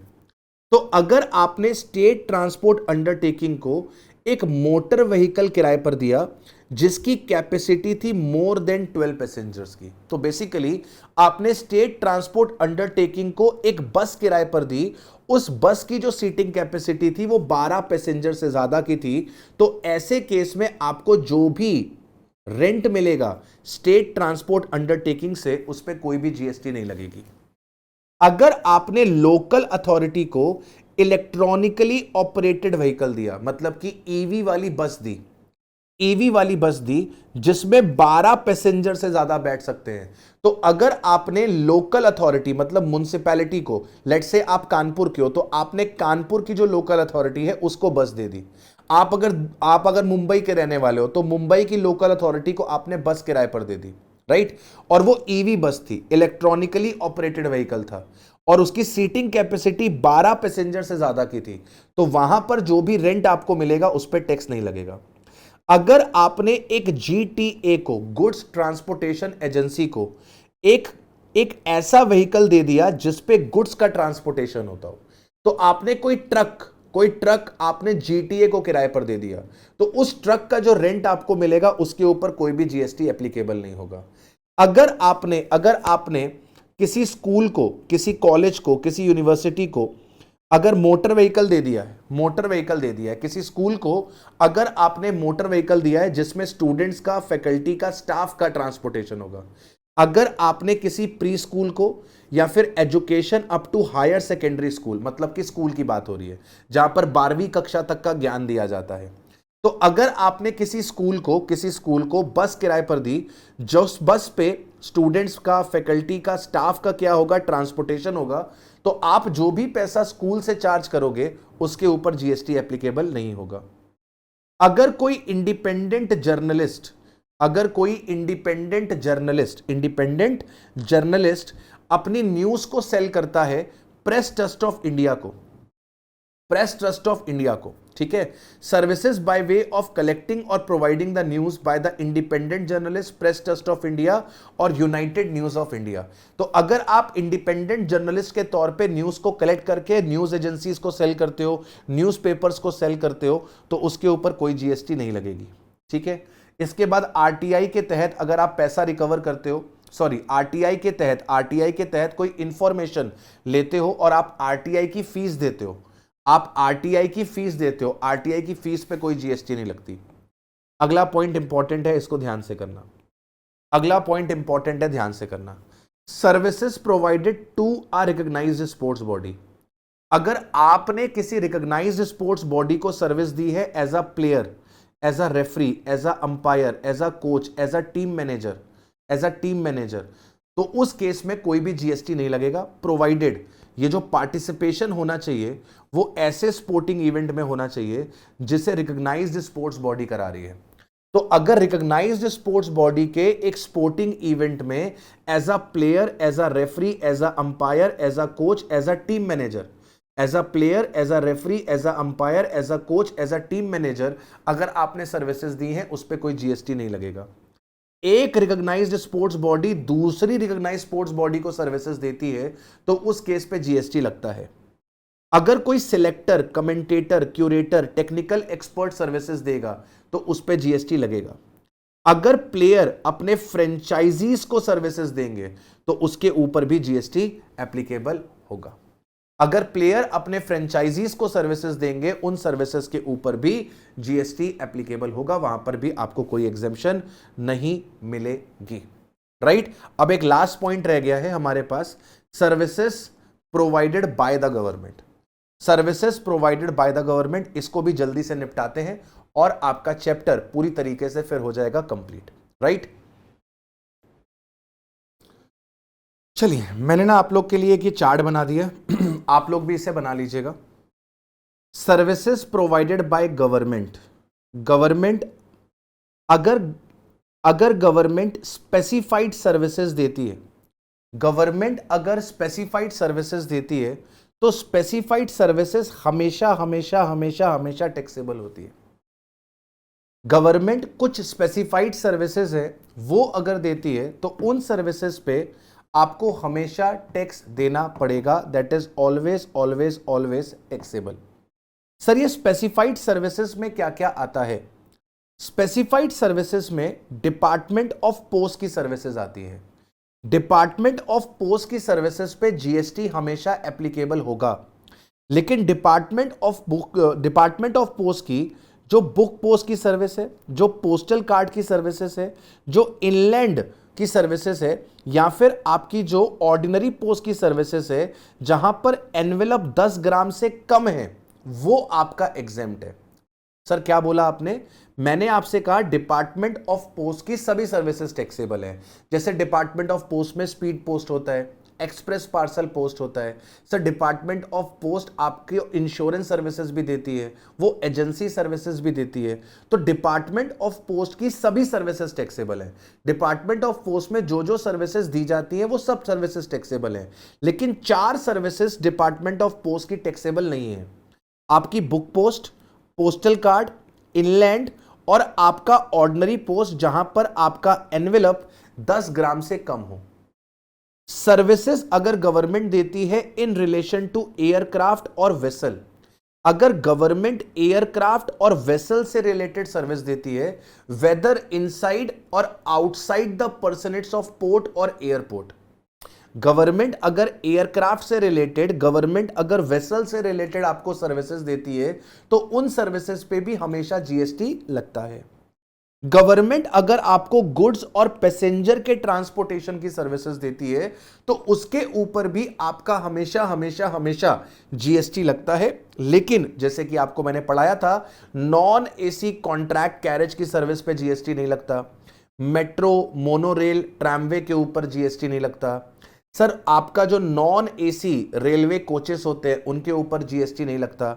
तो अगर अनलेस एग्जेम्प्टेड स्पेसिफिकली, अगर स्पेसिफिकली एग्जेम्पशन आ रखी है तब तो बात अलग है, लेकिन अगर स्पेसिफिक एग्जेम्पशन नहीं आ रखी तो उस केस में गवर्नमेंट द्वारा गुड्स और पैसेंजर ट्रांसपोर्टेशन पे जीएसटी लगेगी। अगर एक गवर्नमेंट दूसरी गवर्नमेंट को सर्विसेज देती है, services provided by central government, state government, union territory, local authority to central government, state government, union territory और local authority. Central government state government को सर्विस दे रही है, एक स्टेट गवर्नमेंट दूसरी स्टेट गवर्नमेंट को सर्विस दे रही है, एक स्टेट गवर्नमेंट सेंट्रल गवर्नमेंट को सब्सिडरी सर्विसेज दे रही है। तो अगर गवर्नमेंट आपस में सर्विसेज दे रही है, उन सर्विसेज के ऊपर जीएसटी नहीं लगती, वो एग्जेम्प्ट होती है। अगर गवर्नमेंट सर्विसेज दे रही है बिजनेस एंटिटी को, बिजनेस एंटिटी को रेंटिंग ऑफ इमूवेबल प्रॉपर्टी की सर्विस दे रही है, अगर बिजनेस एंटिटी को रेंटिंग ऑफ इमूवेबल प्रॉपर्टी की सर्विसेज दे रही है तो बिजनेस एंटिटी का रजिस्टर्ड होना बहुत जरूरी है। बिजनेस एंटिटी का रजिस्टर्ड होना बहुत जरूरी है। अगर गवर्नमेंट किसी रजिस्टर्ड बिजनेस एंटिटी को रेंटिंग ऑफ इमूवेबल प्रॉपर्टी की सर्विसेज देती है तो वो आपकी टैक्सेबल होगी, प्रोवाइडेड आपका जो कंसिडरेशन होना चाहिए वो 5000 से ज्यादा का होना चाहिए। तो अगर हमने 5000 रुपए से ज्यादा पे रेंटिंग करी है तो जीएसटी लगेगी, अदरवाइज जीएसटी नहीं लगेगी। अगर सर हम बिजनेस एंटिटी को अदर सर्विसेज देते हैं, अगर हम बिजनेस एंटिटी को अदर सर्विस देते हैं तो बिजनेस एंटिटी का प्रीसीडिंग फाइनेंशियल ईयर का टर्नओवर देखेंगे। अगर प्रीसीडिंग फाइनेंशियल ईयर का टर्नओवर रजिस्टर्ड थ्रेशोल्ड को एक्सीड नहीं करता है तो गवर्नमेंट की सर्विसेज एग्जेम्प्ट हो जाएंगी। प्रीसीडिंग फाइनेंशियल ईयर का टर्नओवर रजिस्ट्रेशन की थ्रेशोल्ड को एक्सीड करता है, अगर एक्सीड करता है तो सर गवर्नमेंट की सर्विसेज टैक्सेबल हो जाएंगी under reverse charge mechanism. Government ने अगर किसी बिजनेस एंटिटी को सर्विस दी और वो services renting of immovable property है तो वो रजिस्टर्ड बिजनेस एंटिटी के केस में टैक्सेबल होगी, प्रोवाइडेड जो कंसिडरेशन होना चाहिए वो 5000 को एक्सीड करना चाहिए। अगर बिजनेस एंटिटी को रेंटिंग ऑफ इमूवेबल प्रॉपर्टी के अलावा कोई सर्विस दी तो हमें चेक करना पड़ेगा प्रीसीडिंग फाइनेंशियल ईयर का टर्नओवर। प्रीसीडिंग फाइनेंशियल ईयर का टर्नओवर अगर एक्सीड करता है थ्रेशोल्ड को तो उस केस में यह सर्विस टैक्सेबल होगी रिवर्स चार्ज मैकेनिज्म में, प्रोवाइडेड आपका कंसिडरेशन 5000 से ज्यादा का होना चाहिए।